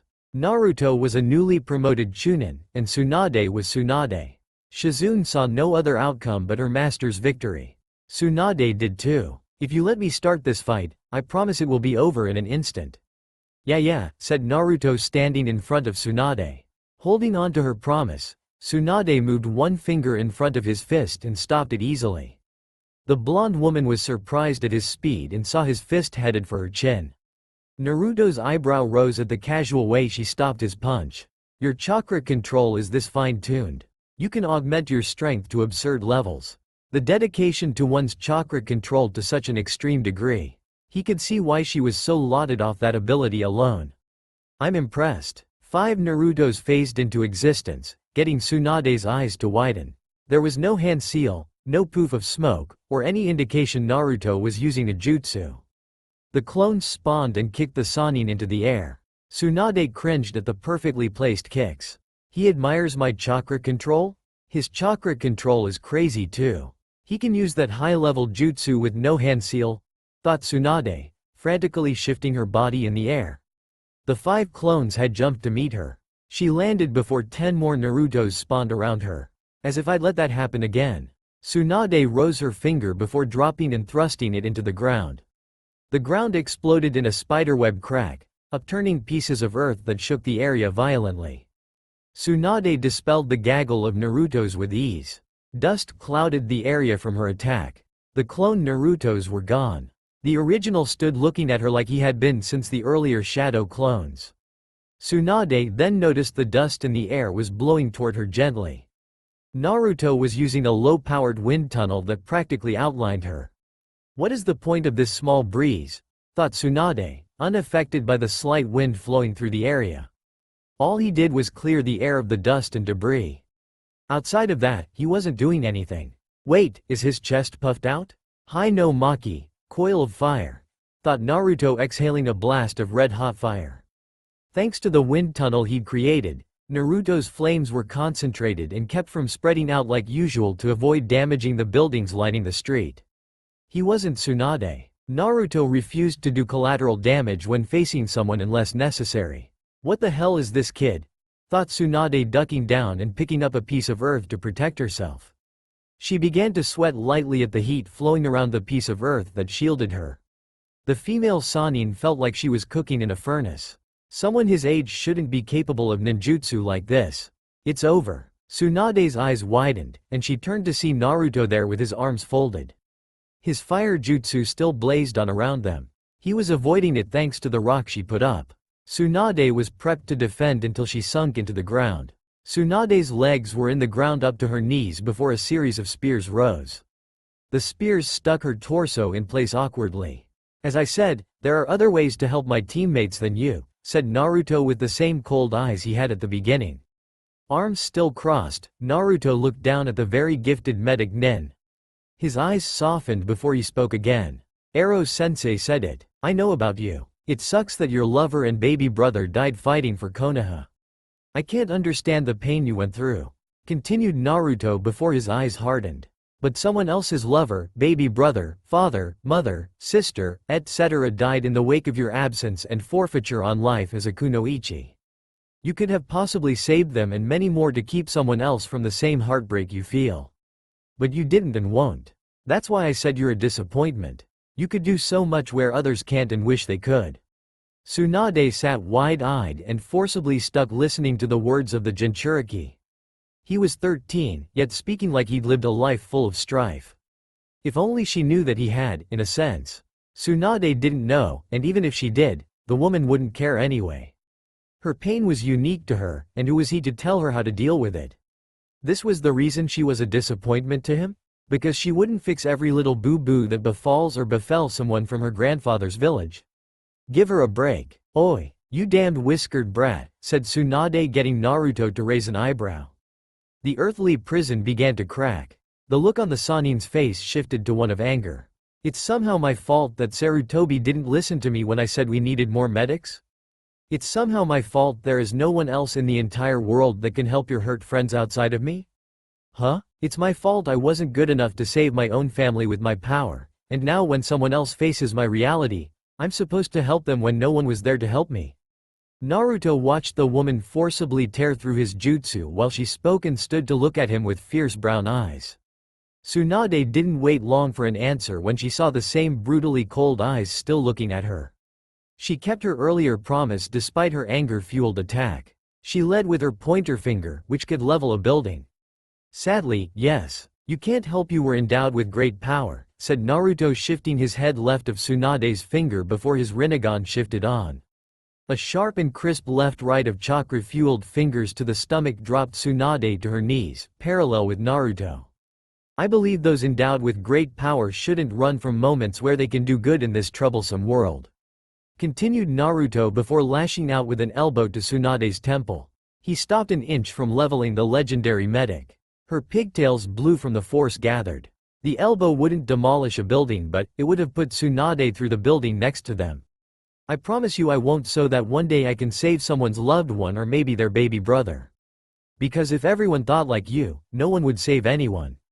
You have to break the cycle to keep it from repeating, don't ya think?"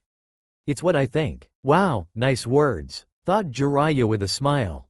Shizune stood with her jaw dropped at her master getting bested by a kid. Jiraiya noticed it before shifting focus back to Naruto. "Finish strong. You got her on the ropes." After hearing Naruto, Tsunade stared forward, hand on her stomach, and didn't move for a few seconds. The pain in her abdomen was all but forgotten listening to Naruto's words. Naruto smiled cheekily and rose both arms to the sky with balled fists. "My dream is to become Hokage. And I'd gladly give my life if it meant saving one person or the entire village," spoke Naruto, bringing his arms down and nodding to affirm it to himself. "This I promise, Dat Bayo." And like that, Tsunade had two memories flash through her head. The first of her younger brother, Nawaki, and the second of her lover, Dan. The two very important people in her life who died too early that both shared Naruto's dream. She could see the two of them smiling at her, and right between them stood Naruto. A tear fell down Tsunade's eye, and not because of the mighty blows she took. It fell due to the thoughts running through her head. Naruto kneeled next to her and tapped her stomach twice, both in the spots of her chakra gates. "Sorry about the last hits. They hurt more than usual since I closed 2 chakra gates when I poked you," said Naruto, reopening the 2 gates with pulses of chakra. "You should start to feel your chakra flow naturally once again. I'm certain you can deal with the pain yourself, right? I mean, you are the greatest medic in the world." Tsunade turned her teary eyes to Naruto to see his Rinnegan in place of his blue ones. Somehow, despite the emotionless appearance of the eyes, Naruto managed to shine some warmth through them while matching the medic's gaze. Tsunade was physically rusty, but mentally, she retained knowledge as well as she did in her prime. She knew what she was looking at. Rinnegan. He has the same eyes as the Sage of Six Paths. Naruto probably showed her them to drive home his point about being endowed with great power and choosing to do the right thing with it. And probably to make her feel better about the loss she took.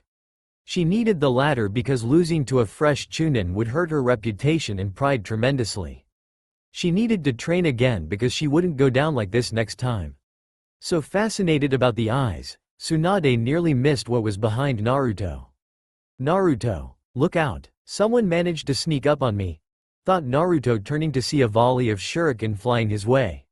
Choosing to dodge with Tsunade, Naruto froze, noticing something alarming thanks to his visual prowess.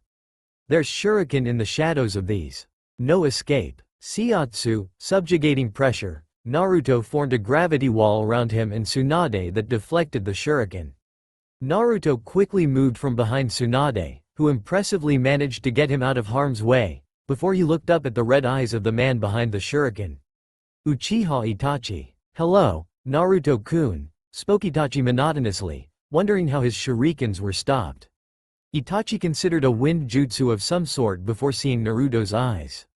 He has the Rinnegan? This is over, said Naruto, teleporting behind Itachi. A phantasm of Naruto could be seen ghosting toward the Akatsuki member. Naruto moved to attack before stopping. Genjutsu, that fast? I didn't even notice. The Itachi before Naruto dissolved in a flock of crows. Naruto was amazed at the speed.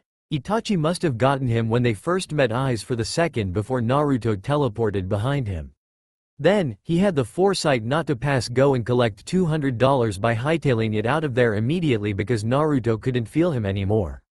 Snuck up on him and threw an inescapable volley of shuriken, trapped him in a genjutsu, and managed to leave without Naruto being able to follow. He's good, really good, said Naruto with a small smile. I'll be better prepared next time. The same as you Akatsuki will be, I'm sure. With Itachi. Itachi, what the hell happened? Questioned a large man that ran beside Itachi with blue skin. He had the same beady eyes of the hologram that spoke to Itachi less than a week ago. You said you were going to start the attack, and I'd come in later. Did you change your mind? Tsunade and Jiraiya couldn't handle both of us. I know that. You are right. We likely could best Tsunade-sama and Jiraiya-sama in battle. So, why didn't we? Pipsqueak would have been easy pickings afterward. Naruto-kun is the sole reason we're fleeing, Kisame, said Itachi, saying Pipsqueak's name, unlike his partner. Sensing his partner's next question, Itachi answered it. Naruto-kun's Biju isn't the problem. He has the Rinnegan. Kisame's eyes widened, and he was quick to no longer question Itachi's idea to leave. Naruto having the Rinnegan ended the discussion right there. The Kyuubi Jinchuriki has the same eyes as the leader of Akatsuki? It would be fun sharing that with the rest of the group later. You think we could have taken him? Questioned Kisame after a moment. Whether we could take him or not remains unknown, spoke Itachi, still sprinting away. Naruto was young and not as strong as he could be given time to grow. Now was probably their best chance to beat Naruto in battle. Except, his current entourage made even that task already tricky to accomplish. Our main objective was to update our information on him, capture if possible. I didn't want to run the risk of facing two Sannin in a Jinchuriki with the Rinnegan. Capturing him at that time didn't seem doable. Yeah, you're probably right, spoke Kisame before a shark-like grin crossed his face. Just hope we can catch him alone soon. I've always wanted to see what the eyes of the Sage of Six Paths could do. No, you don't. Even I don't wish to. The shark man looked at the Uchiha briefly and thought about it. Itachi was someone he knew that if he faced, he'd likely not come out of the battle alive. And for Itachi to say that about someone else really put it in perspective. It wasn't fear that he could feel come from Itachi. There was only respect, a healthy amount of respect. I should probably listen to the guy. He knows more about special eyes than I do. And with that thought, the two of them ran in silence until they could reach an area to contact their organization. Something troubling had occurred. One day later, with Naruto.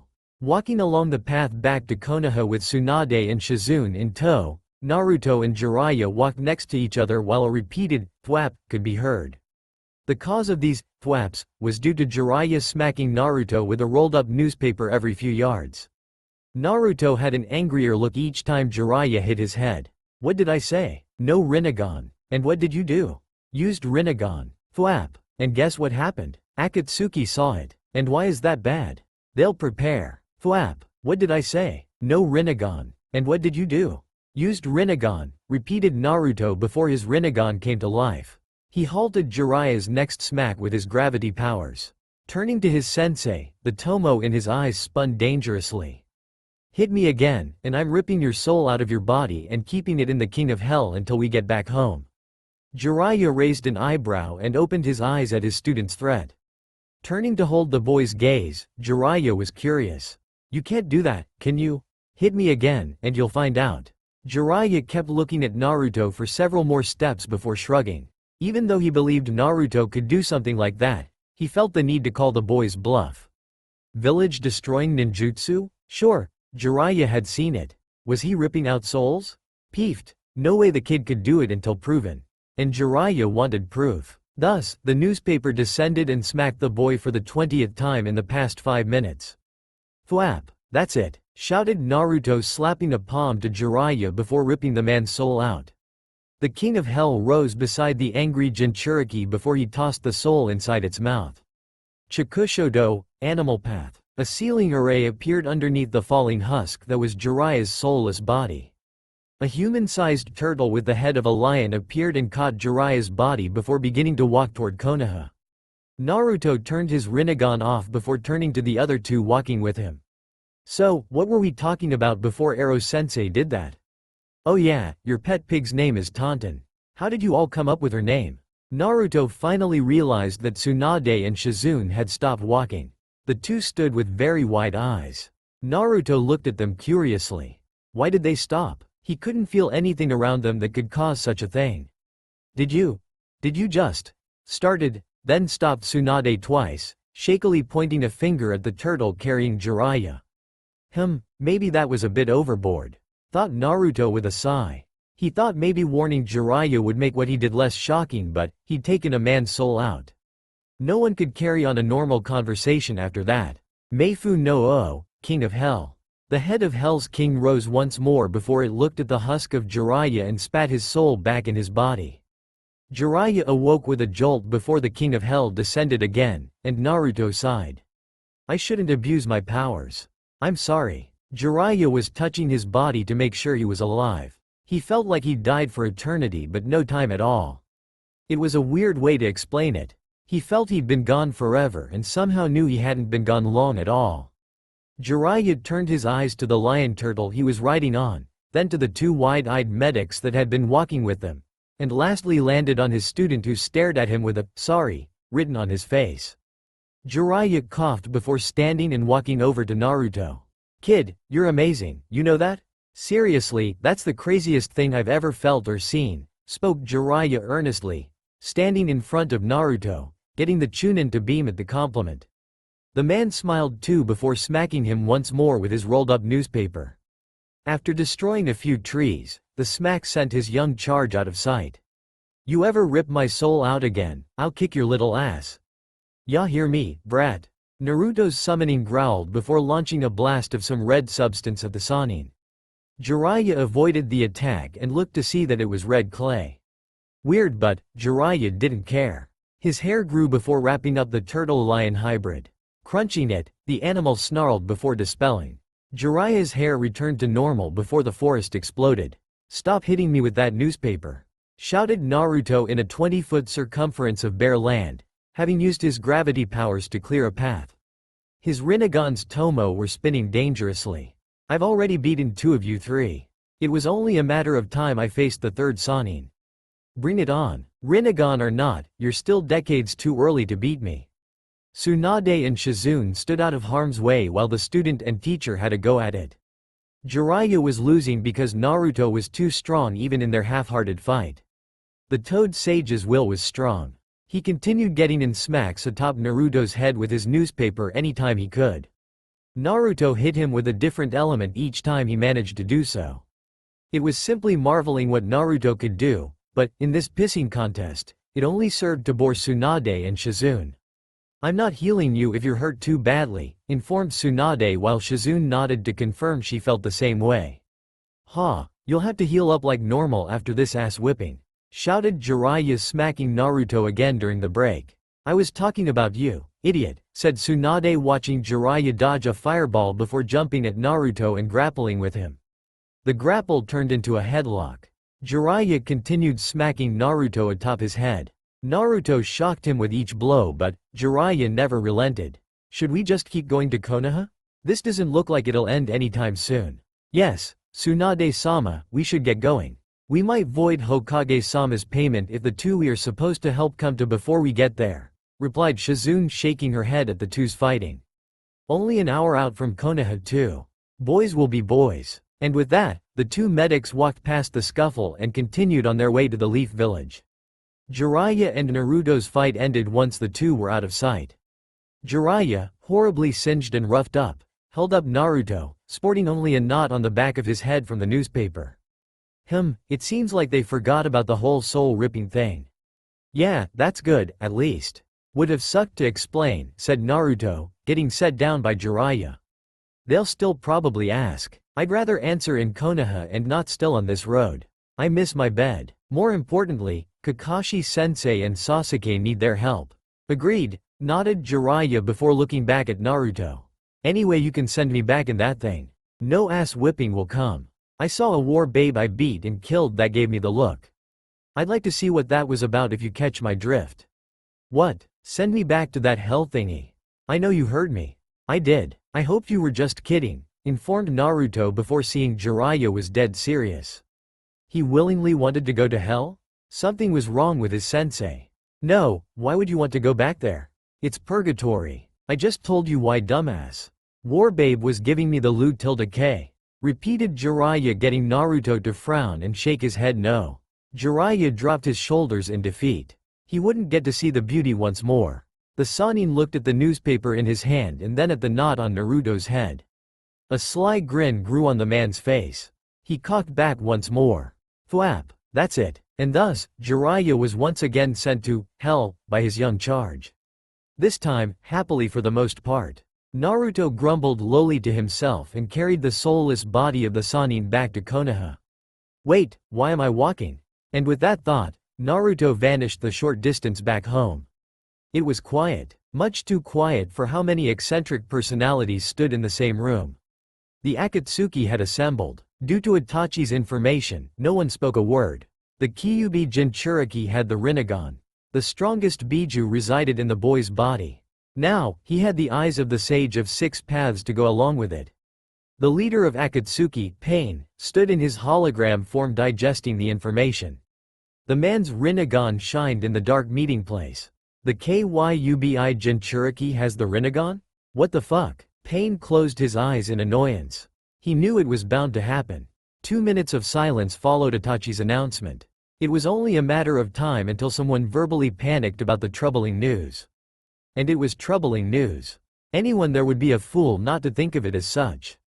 However, one had to keep the flow going despite such obstacles. The buck felt to Pain as the group's leader.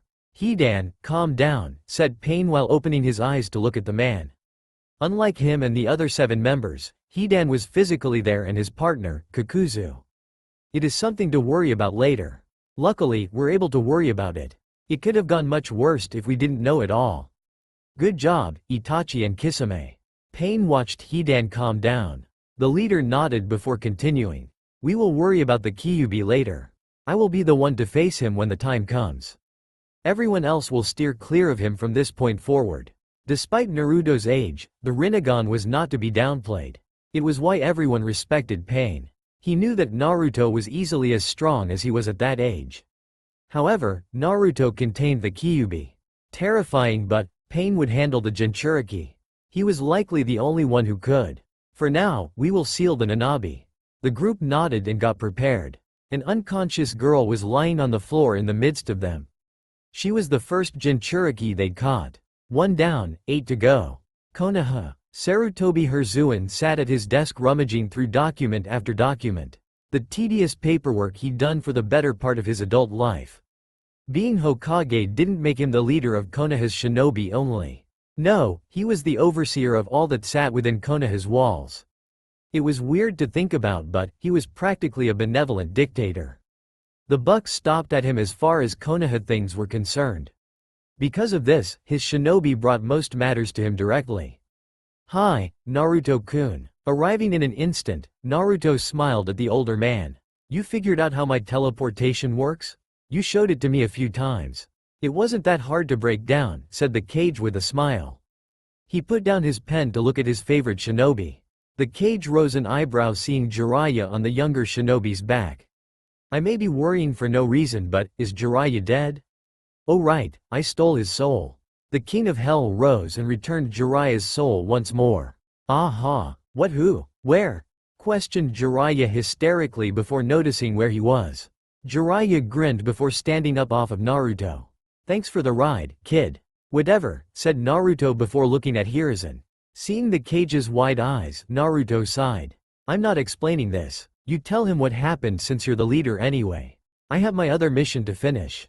Hiruzen remembered what Naruto was doing before this whole Akatsuki search for Tsunade thing. Naruto smiled, seeing Hiruzen's nod. Chikushodo, Animal Path. A ceiling array spawned next to Naruto.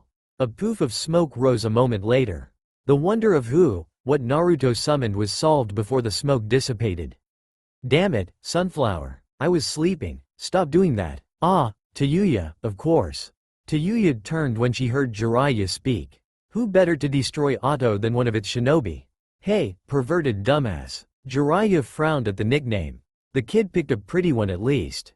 The vulgarity is a little much. Thought Jiraiya watching Tayuya return to berating Naruto. Like his dad, he probably enjoys it. "Kushina was nicer to me. I missed you too." "I didn't say I missed you, idiot.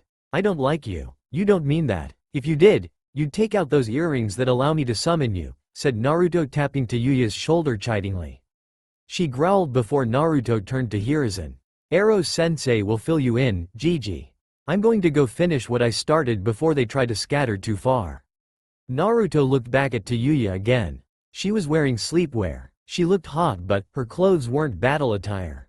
"We'll leave after my travel buddy gets dressed. I can't have her fighting and risk." "Ah." Naruto cringed, hearing the shout in his mind. His sudden movement alerted the three surrounding him. Tayuya was the first to ask him what was wrong. At least she would have if Naruto didn't drown the area in killing intent. Tayuya froze when she saw the livid look on Naruto's face. He took a calming breath that made the killing intent disappear. Tayuya exhaled, not realizing she'd been holding her breath, before putting a hand to her chest. "The fuck was that? You gave me a heart attack." Naruto took another calming breath before answering the kunoichi. "Chome is in trouble," said Naruto before building chakra. He clenched his fists angrily. "I'll be back shortly." "Wait, who's Chome?" "The Nanabi." Jiraiya's eyes widened at the admission. Hiruzen and Tayuya were equally as shocked as the Sannin. Could Naruto feel the Seven Tails was in trouble? Well, if the boy needed help, Jiraiya would offer his assistance. Naruto noticed Jiraiya's willingness and shook his head. "The distance is too far. I can't teleport anyone else that length of a distance." 3 Tomo vanished from each eye. A tear of blood ran down his cheek before the Jinchuriki disappeared. "Shunkin Ito. Instant transmission," said Naruto reappearing in a cave. Naruto heard gasps the moment he arrived. Naruto looked up to see holograms and 2 men looking at him. A girl was levitating in the air as well. Several ghastly chakra dragons were running through her body. "Chome-chan, I'm here." Naruto mentally saw the Biju screaming in agony. Naruto turned to the only person that mattered at the moment. The man with the same eyes as he. "I'm guessing you're the leader of Akatsuki. Kyuubi Jinchuriki, you've come." The two stared at each other. The tension in the air was thick. Nanabi Jinchuriki mindscape. The feeling was indescribable. There was no way to describe how she felt. If someone forced the Nanabi Jinchuriki to explain what she felt, she'd say, "I don't know," thought the girl, unable to describe what happened to her. It was indescribable. She remembered getting torn apart by 2 guys in black cloaks with red clouds. And then that feeling came. "What happened to me?" The Nanabi Jinchuriki was a young girl around 14 years of age. Her short, layered mint green hair had an orange clip that matched her currently closed orange eyes. She wore a short sleeveless white midriff shirt with fishnet armor underneath, long white armlets, and fishnet shorts with a short white apron skirt over it. There was a red, cylindrical object on her back, and overall, her appearance was somewhat worn. Blood, bruises, and cuts littered her body and clothes. I think she's waking up Chome-chan. The girl's eyes opened at the voice. A boy with blonde hair and a warm expression on his face stood in front of her. Hi, my name is Uzumaki Naruto, Chunin Shinobi of Konoha. May I have your name? The girl stared blankly at Naruto with a bewildered expression. The lack of response got Naruto to open his eyes. His Rinnegan elicited a gasp from her. Please, stay away from me, I don't know what I did, shouted the girl, frantically trying to scramble away. Naruto tilted his head curiously at her. She hurried back until she hit something solid. Nanabi? Hi Fu, spoke the seven-tailed beast. The Nanabi was a giant rhinoceros beetle. Unlike the Ichibi and Kyubi, 6 of its tails were wings. The 7th flowed out of its abdomen like a proper tail. You can trust this boy. He's here to save you and me. Fu's eyes widened before she turned back to Naruto. His warm expression had returned. Fu was cautious but she could be courteous. Her Biju didn't seem wary of the boy before them. My name is Fu. I guess Nanabi already said it. Chome. Chome? The Nanabi. Its name is Chome, said Naruto looking at the Biju. It fluttered its wings happily at him. You were abducted by a group called Akatsuki. They're after the Biju, like Chome-chan, for nefarious purposes, I presume. Naruto offered the girl a hand up while he continued speaking. To do that, they must first extract your Biju from you. This removal would kill you. Fu's eyes widened even further. Was she dead? Or was she dying? She remembered getting taken. No, you're not dead or dying. Well, you're dying but that's not relevant to this Akatsuki situation. Naruto laughed at the random existentialism. Now wasn't the time. Anywho, I got here with plenty of time to spare. You and Chome-chan will be fine, said Naruto with a smile. Fu managed a small smile in return. You're safe and very alive. This makes sense. If I were dead, I wouldn't be able to feel anything, right? I feel my injuries, thought Fu, accepting Naruto's hand up. She found out he was shorter than her by a few centimeters. Somehow, she didn't feel taller. He's so strong. It makes me feel tiny. I'm glad you're awake. It means it's working. What's working? My saving you. Saving me? Questioned Fu, looking around. She saw nothing outside of Naruto and Chome. She couldn't feel that earlier feeling but Naruto was only talking. How are you saving me when you're here? You've done nothing besides talk. This is a plane that Jinchuriki can venture to when fully connected to their Biju. A separate consciousness that exists solely for the Biju. You aren't connected to Chome but I have my ways of bypassing certain rules. There was no doubt his Rinnegan was the catalyst. Naruto nodded before slowly disappearing. I'm about to speak with Akatsuki now. I'll be back soon. You should talk to Chome-chan. She's been wanting to talk with you for a long time. Naruto's body disappeared completely. He had some business to handle. Naruto v Akatsuki. He's using Gakido to absorb my Genryu Kyufujin, Phantom Dragon's 9 consuming seals, thought Pain. Unable to stop the Kyubi Jinchuriki. Pain's face remained stoic. He knew there was no use crying over spilled milk. How did you attain the Rinnegan? They were given to me. The same as you. However, my eyes are better integrated, said Naruto, no longer apprehensive of the man. He has the Rinnegan but those eyes aren't his organically. He can't use them to their full power. Otherwise, he would have been able to stop me, thought Naruto while the other holograms in the room began to disappear. Maybe he spoke information he wasn't supposed to? Naruto didn't want the leader to disappear yet. Who are you? And why are you trying to take the Biju? My name is Pain. My collecting of the Biju is to bring peace to this world. Is that so? Questioned Naruto before the Tomo in his eyes spun. In an unknown and dark location, a man sat within some sort of machine. He had red hair, and his eyes were the Rinnegan. The same eyes as the hologram in the cave. He rose an eyebrow when a hologram of Naruto appeared. This is the real you. I see you can use the paths properly. I went to the orange-haired one first before getting here, said Naruto while looking around. He couldn't gauge where he was but it didn't matter. He was here for one reason. He turned a chilling glare to the redhead. You try to take another Biju, I will find you. And I will kill you. The man before Naruto didn't react at all. A few seconds went by before he nodded. Understood, Kyuubi. Please, allow me to reciprocate, spoke the man calmly. I will find you soon, Kyuubi. Your Biju will be mine. Only after I show you the power of a true god. Unlike the majority of the Akatsuki, 2 of the members were physically in the cave. The one with slicked back silver hair came charging at Naruto with a maniacal grin on his face. There was a wicked-looking, tri-bladed scythe in his hands. Naruto held Pain's gaze despite the attack. Look alive there, Kyuubi, shouted the man swinging at Naruto. The scythe got a centimeter from digging into Naruto before stopping inexplicably. What the fuck? Remember my words, Pain, said Naruto turning back to the hologram. Pain didn't wait to see what Naruto would do to his subordinates.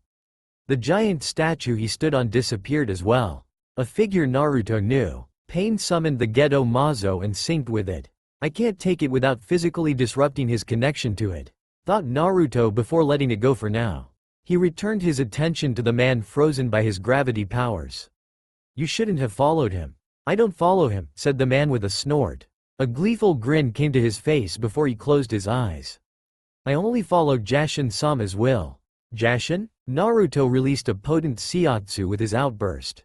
The only piece of land unaffected within a square kilometer was Naruto's spot holding Fu. Everything else was crushed and thrown haphazardly outward by a blast of gravity. Naruto took a calming breath. He knew who Jashin was from Hagoromo's memories. Chikushodo, said Naruto summoning his lion turtle hybrid. He set Fu gently atop its back. Afterward, he turned in the direction of the follower of Jashin. I can't allow you to live past this day. Not following that religion, if it can even be called that. That fucking hurt you, brat, shouted the man furiously. He stood groggily out of the rubble Naruto threw him under with gravity. He turned and spotted Naruto half a kilometer away. Naruto couldn't hear him but it didn't stop his yelling. I'm going to torture you. I don't give a fuck that you're the Kyuubi. You're dying. Shin Shun Goku Satsu. True instant hell murder. The Akatsuki member blinked, seeing Naruto ghost toward him. He grinned at the slow gait the boy was taking. He readied a swing before blinding pain hit him. A noiseless scream erupted from the man's mouth before his body disintegrated slowly into nothingness. Hi Hidan, stammered out the other member of Akatsuki. He'd recovered from Naruto's gravity blast and watched the entire process. He phased through Hidan and made him vanish? He didn't even touch him? What happened? Thought the man in a panic. Naruto was visibly winded after his technique. He looked like he could barely stand. I have to take a chance. It might be the only way I survive. Kaden. Zukaku, fire style, intelligent hard work. Futon. Atsugai, wind style, pressure damage. 2 figures, composed of black threads entirely, burst from the back of the man's Akatsuki cloak. One of the figures wore a mask with red markings. The other donned a mask with dark blue markings. The former brewed a fire jutsu while the latter conjured a wind jutsu. The attacks combined into a hellacious torrent of fire. The man waited to see the results of his attack. His heart sank when he noticed Naruto absorbing it. There was a blue, near-invisible shield around his entire body. The fire torrent was being sucked in like a vacuum. Just like with those dragons.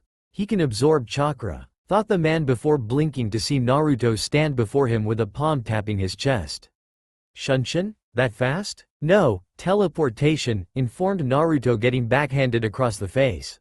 This guy was pretty good to react quickly, but sadly, it only turned Naruto's head. Shirado. You should have run instead of staying, spoke Naruto, augmenting his body substantially to withstand the powerful blow from the Akatsuki member. Glad he did since the strike was enhanced by Earth release and could have done some damage to him.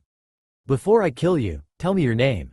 Naruto didn't receive an answer verbally from the man but did from what he was about to do. You shouldn't have followed Pain, Kakuzu. And like that, Naruto pulled his hand back with the soul of Kakuzu attached to it.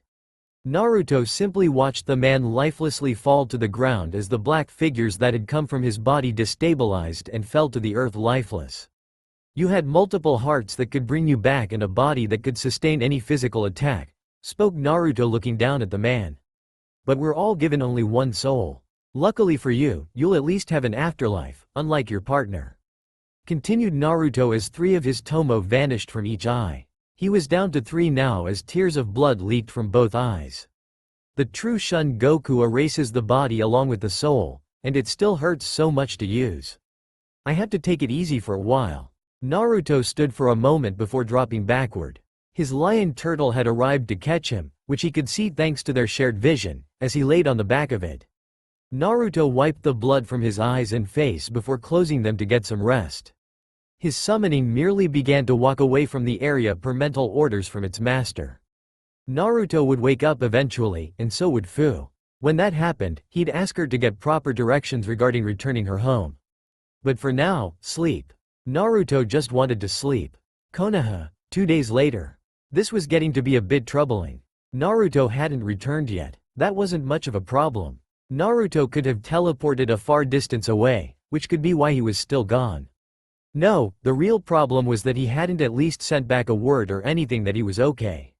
Even when Jiraiya tried to use a toad to get correspondence, Naruto ignored that call. That was an issue and had the man panicking over the Jinchuriki as he sat atop the Hokage tower looking to the sky. You better be alright, thought Jiraiya nervously, biting his nails. You'll be starting on your actual finger at that pace, you know? Huh? Jiraiya perked up at the voice and turned to see Tsunade standing there smirking at him. Never thought I'd be able to sneak up on you. Your pervy radar not working so well anymore, I see, said Tsunade watching Jiraiya turn his vision back to the sky.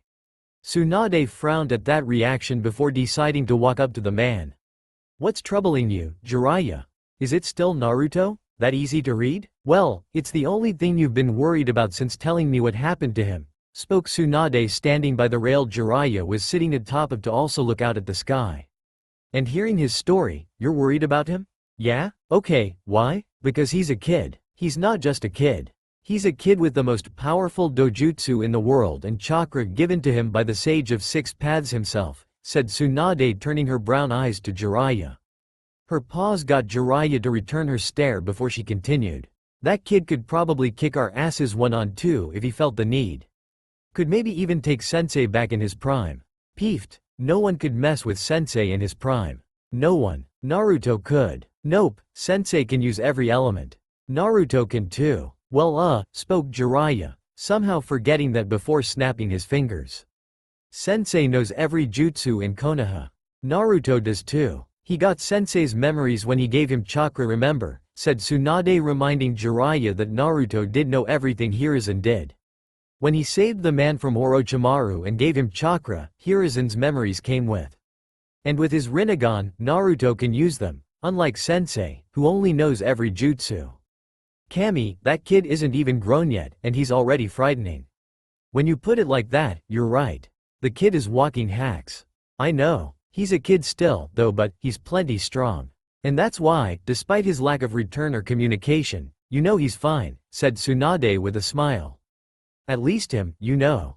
I'd have worried if he didn't make me a believer. The kid kicked my ass so easily. Tsunade's pride still hurt despite knowing who Naruto was. A loss was still a loss in her book. And he'll kick yours too to show you he's fine. You miss him, is all.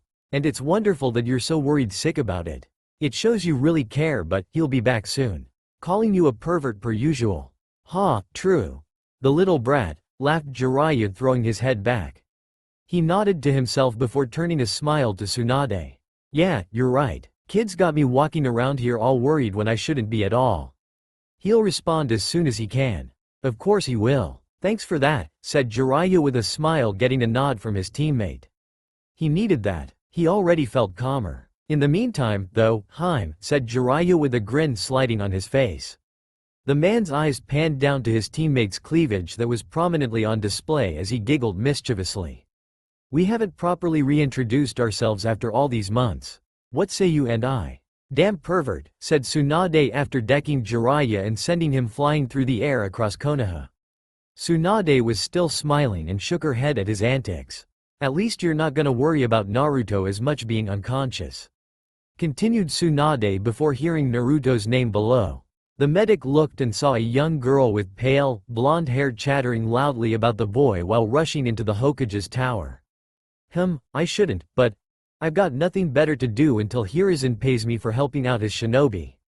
She seems to know something about Naruto. And with that, Tsunade decided to be nosy. Hokage's office. Hiruzen stood in his office, calmly smoking from his pipe, as he looked out the window to his village below. "Ah, I'll never be tired of this sight," spoke Hiruzen aloud, looking at his peaceful village. A smile came to his face seeing the people pass by before a knock came on his door. "Come in." The door opened, and in stepped a plain-looking woman with round glasses that she pressed back up her nose. "Sandame-sama, a Yamanaka Ino is here, and she says she has urgent news regarding Uzumaki Naruto."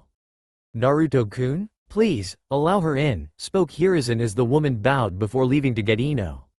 There hasn't been any word from Naruto since he left for the Nanabi. What could Ino possibly know? Sandame-sama, greeted Ino rushing through the door and breathing heavily. Hiruzen greeted the girl with a smile despite the very urgent look on her face. "Where's Naruto-kun?" "Hello, Ino-chan. And Naruto-kun is on a mission," said Hiruzen watching the girl deflate. Hiruzen deflated internally, considering he thought Ino might have known where Naruto was. His worry for the boy made him disregard that no one knew where Naruto went since it was so abrupt. Regardless though, Hiruzen had appearances to keep up. "Don't worry. He should return soon. Is there something for him?" "Yes. This guy is sitting outside the village waiting for him," shouted Ino, frantically getting Hiruzen's eyes to widen momentarily. "He says he's here to kill him. Asuma-sensei said we couldn't do anything about verbal threats, but what? You had to go out there. You can arrest him or something, right?" Hiruzen held Ino's gaze and could see her hoping there was something he could do. He chose to say nothing as he merely emptied his pipe and found his Hokage hat. Dusting it off lightly, the man put it on before turning to the mind reader. "Let me go and see what's going on. Can you lead me?" questioned Hiruzen, getting a nod from the girl before she grabbed his hand. Who knew the girl was so strong? She manhandled one of the strongest men in the world like he was nothing. With Naruto, fuck, one word summed it up pretty simply. Naruto felt weak, and even opening his eyes was quite the chore. Naruto sat up slowly and felt something land in his lap. Looking down, Naruto saw it was a wet piece of clothing that had probably been on his forehead. Thought Naruto, spotting a campfire a little bit away that was currently out. Naruto continued surveying his surroundings to find Fu settled on the other side of the campfire, sleeping soundly. And from his current spot, Naruto realized they were in a cave. Another cave? My damn head. Naruto clutched his head, feeling dizzy, before he shrugged it off and began to stand. Naruto cautiously stepped over Fu, moved to the cave entrance, and knew where he was. He remembered it exactly from Kakuzu's memories that he took when he ripped out the man's soul. If this is correct then, said Naruto, dropping down the 30 feet of the cave to the earth below. Naruto saw what he already saw in his head. His turtle lion was still out and about and looked at him when he landed before it. "Hi, buddy. Anything go wrong?" Naruto petted the animal lightly on the head, getting it to nestle into his touch. Naruto smiled before dispelling it back to where it came.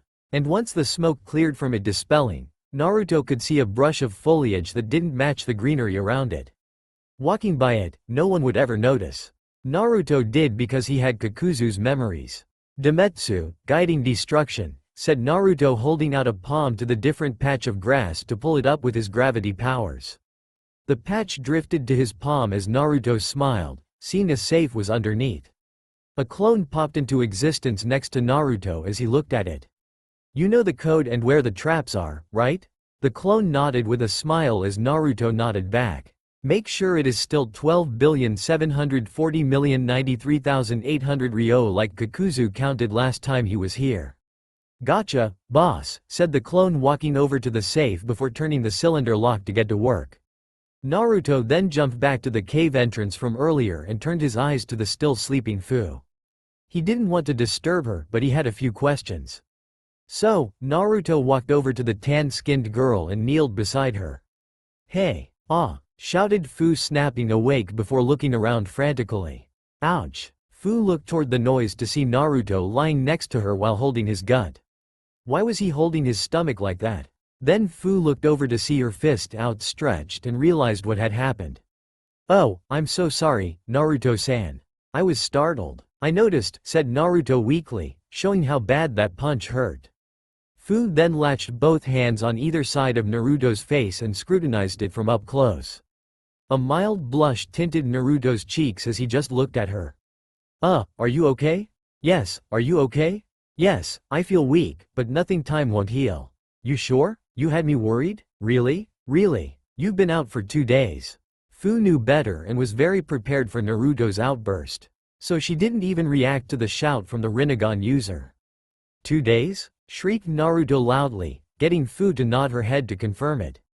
2 days. This body. The Shin Shun put me out for 2 days, thought Naruto looking down at that knowledge. He tried the Rinne rebirth but was stopped by Hagoromo, the physical tax it took to use techniques, and how Kurama and Shukaku looked at him. It was more and more evident. I'm not Hagoromo. I've never been. I've always been Naruto. Kami, I'm an idiot. Hagoromo's memories were in his head. Well, so were 2 members of the Sound Four, Hiruzen and Kakuzu. He didn't magically become them after that. Naruto was still Naruto, so it should be the same with Hagoromo. He was Naruto, Uzumaki Naruto. Always had been and always will be, memories be damned. Who's Hagoromo? Questioned Fu, getting Naruto to look at her with an eased expression. Don't worry about it. It's just a name, said Naruto, placing his hands on Fu's wrists to remove her hands from his cheeks. Naruto stood while pulling Fu up to stand with him. I'm sorry for making you worry, but I'll be fine now. I promise. Okay, I'm glad, said Fu as Naruto patted her hands before turning around. Fu couldn't help but notice something weird.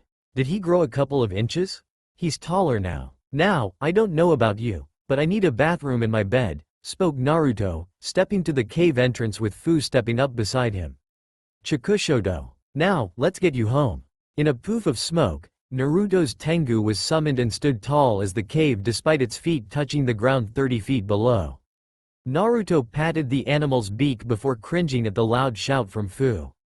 No, I don't want to go back there, shouted Fu, getting Naruto to turn to her. The girl was trembling as she shook her head vehemently. Please, anywhere but there. Why not? Asked Naruto with concern. Fu looked down, unwilling to tell him, as Naruto walked before her and held out a palm. Can I see for myself? Fu looked at him to see concern and a bit of hidden fury on his face. Naruto had saved her once with no provocation to do so. Maybe he could do it again if she just told him. But she wouldn't use words. He could dig for it himself. Ninjendo, said Naruto, holding Fu's hand and closing his eyes. A second passed before his eyes snapped open and he nodded. We don't have to go there. We won't go there, continued Naruto before looking at the girl with sorrow-filled eyes. I'm sorry for what happened to you, but never again. Never again. We'll go to Konoha for now. Hokage Gigi will know how to handle this. Fu nodded her head since that was where Naruto would also be going. She was going to stay with him for a while. He would make sure everything went right from here on out. It's what her Biju, Chome, said when Naruto left the Biju plane to face Akatsuki. And with that, the two of them set sail on his Tengu back to Konoha. Several hours later, flying atop Naruto's Tengu, the travel back to Konoha wasn't long at all as it touched down a few miles outside of the village before dispelling. From there, Naruto teleported with Fu to the Hokage's office. You have a visitor, Naruto-kun. Questioned Naruto, turning to see Hiruzen looking at him upon his arrival. Naruto raised an eyebrow and looked at the currently asleep Fu in his arms held bridal style. How did you know I had a visitor? I didn't mean the Nanabi Jinchuriki, said Hiruzen, recognizing the girl. Naruto-kun, said Chome was the Nanabi, of course, he would return with the Nanabi Jinchuriki. Thought Hiruzen before also realizing something. Naruto was here. And my boy, you're back. You had us worried. I'll explain later, but you said I had a visitor? Questioned Naruto, looking at his cage. Yes, he's at the west gate, said Hiruzen, getting Naruto to nod. He's here to kill you. Continued the cage, getting Naruto's eyes to widen. If Naruto's visitor was here to kill him and Hiruzen knew about it, why was he allowing that person to sit so close to home? It's something you'll have to handle. I was going to, but it's something you should do. Okay. Gigi, also, said Naruto, setting Fu down on the couch in the office. Naruto then turned back to Hiruzen and looked him in the eyes. It's later. A quick Rinnegan stare sent Hiruzen on a trip. Naruto's initial teleport to the cave where Akatsuki was extracting the Biju, halting the process and saving the Jinchuriki girl. Hiruzen could see it all. His threat to the leader of Akatsuki to his face, the fight with the two Akatsuki members, passing out for 2 days, the extreme funds of Kakuzu, and finally the memories the Nanabi Jinchuriki had that were prevalent to her in her home of Takigakure. Wow, said Hiruzen, shook at that sequence of memories that had come all in a second. He shrugged off the drawbacks impressively before looking back at Naruto. Thank you. I'll handle it from here, continued the Cage as he looked at Fu. Especially her. I can't believe Taki would do that. Just give her away because of the threat of 2 men. They didn't even ask us for help. You're on it, right? Of course, my boy. I will handle it, said Hiruzen with a smile. He patted Naruto on the head before raising an eyebrow. You've gotten taller again? A little bit. Going to catch me soon, but, said the old man before patting Naruto on the back. Please go to the west gate if you would. Hi, said Naruto, taking one last look at Fu before vanishing. Naruto arrived at the west gate instantly and looked to see 5 figures there. Shikamaru, Choji, Ino, and Asuma-san. They're here, and who's that? The who Naruto was referring to was a teenager, from the looks of it, about 3 years older than he was. He had pale skin, vivid green eyes, 2 scarlet dots on his forehead, and shoulder-length white hair. And Naruto could tell he was from Otogakure based on his outfit.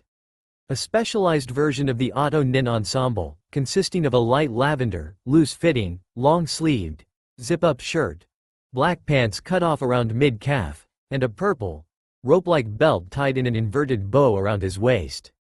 Kagaya Kimimaro. The white-haired teen perked up along with Team Asuma at the name and turned to see Naruto standing there.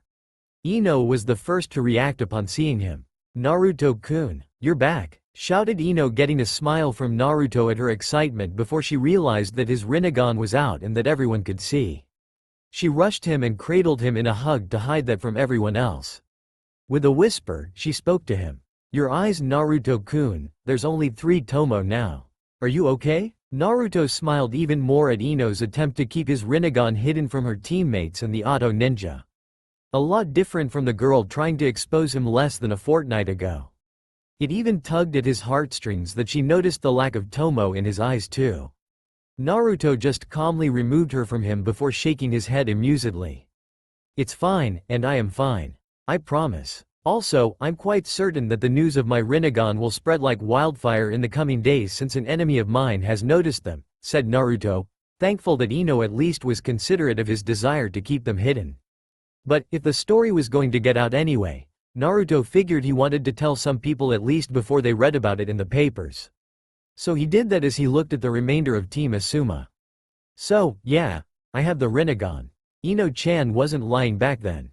Shikamaru, Choji, and Asuma all stood stunned at the casual admission from Naruto. Especially considering they could see his currently 3 Tomo Rinnegan looking right back at them to confirm what he was saying. Nah Naruto, stammered Asuma as the cigarette he'd been smoking fell out of his mouth. Yeah, crazy, right? It's a nice story that I'll tell once I get a few more people together, so I don't have to repeat it, said Naruto before turning to the white-haired teen from Oto. Naruto knew who this was from Sakin's memories. Kagaya Kimimaro, I'm guessing you're here to see me for what happened to Orochimaru. You're Uzumaki Naruto? Questioned Kimimaro, looking at Naruto with a bored expression.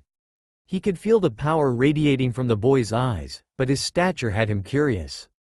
Kabuto returned without Orochimaru-sama and said, Uzumaki Naruto of Konoha, killed him, not the Sandame, but, he's just a kid. Thought Kimimaro, watching Naruto nod to confirm he was him. Is this a joke? Where is the real Uzumaki Naruto? The one that killed Orochimaru-sama. He is I, said Naruto before the Tomo in his eyes orbited his pupils and trapped everyone in the area in a flashback. They were all subjected to Naruto entering the fight between Orochimaru and the Sandame, Naruto handling the Edo Tensei summonings of Hashirama and Tobirama, and lastly, to him destroying Orochimaru's soul. The 5 all returned from the visions and were visibly shaken by what they saw. Do you believe me now? I am Uzumaki Naruto, and yes, I killed your master. Kimimaro was visibly breathing heavily from the memories he had viewed. It had felt like he'd done everything that Naruto did. He could feel it all and was even the one to complete the Shun Goku Satsu that ended his master's life. It enraged him, and now, the cause of his anger and current loss was standing right before him. Naruto would pay for this. I'll kill him right now. You wouldn't survive, said Naruto, getting Kimimaro to stop his lunging at him before he could even try it. Kimimaro just stared at Naruto to see sorrow-filled eyes looking back. Seriously, you wouldn't survive. Even if you wanted to attack me, you can't move a muscle. Continued Naruto as Kimimaro looked down to see his shadow was connected to Shikamaru's. He'd forgotten that Naruto had 4 comrades there, and all of them looked ready to handle any aggressive action from him. I'm sorry that I took your master. I don't know what he meant to you. I acted in defense of my loved one without considering that Orochimaru also had those who loved him in return. So, I'm sorry for taking him away from you.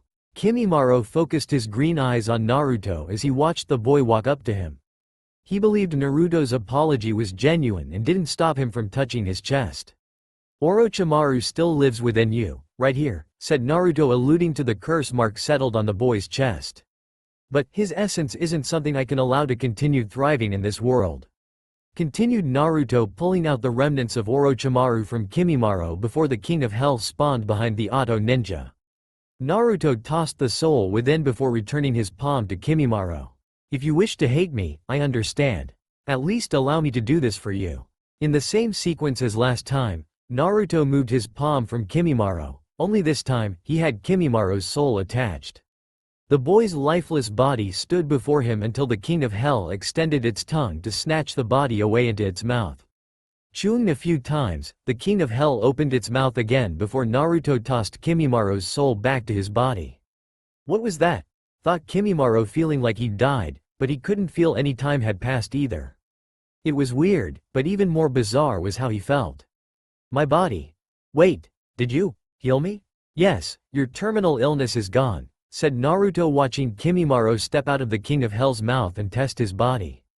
The King of Hell slowly descended into the ground as Naruto closed his eyes and sighed. I know not of your past to the fullest extent. I do know that you're a ninja and that you've followed Orochimaru's orders. But Orochimaru is no longer here, and you don't give any inclination of malicious intent like Tayuya-chan didn't. Otherwise, the King of Hell would have kept your body. Continued Naruto before simply turning away. If you still want to kill me, then find a better opportunity.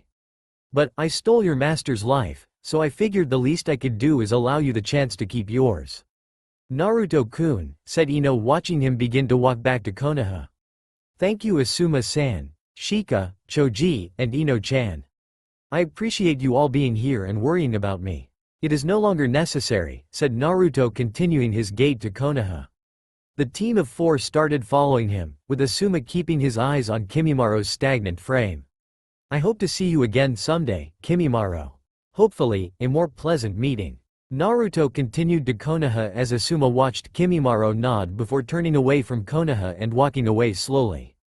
Asuma could feel the two of them would meet again. I hope that doesn't come back to bite you on the ass, thought Asuma before fully turning to follow the 4 teens back home. His eyes were mainly on Naruto. And I hope you explain what happened to you soon too. You got the Rinnegan. I thought that was just a fable Dad told to help me get to sleep. Since she knew, all of Team Asuma, sans Ino, watched Naruto and couldn't wait to hear his story. It was sure to be good. Naruto's home. In an instant, Naruto arrived home right in his bathroom after bidding Team Asuma adieu. Cranking the shower on, Naruto quickly stripped before stepping right on in. I need a new place. Water still runs cold, thought Naruto, scrubbing himself clean as quickly as possible. Honestly, he didn't even give the shower a chance to get to its lukewarm status like normal, but it wasn't steaming hot as it should be. And that needed to get rectified soon. A quick rinse after soaping up, Naruto turned the cold water off before drying off with a towel.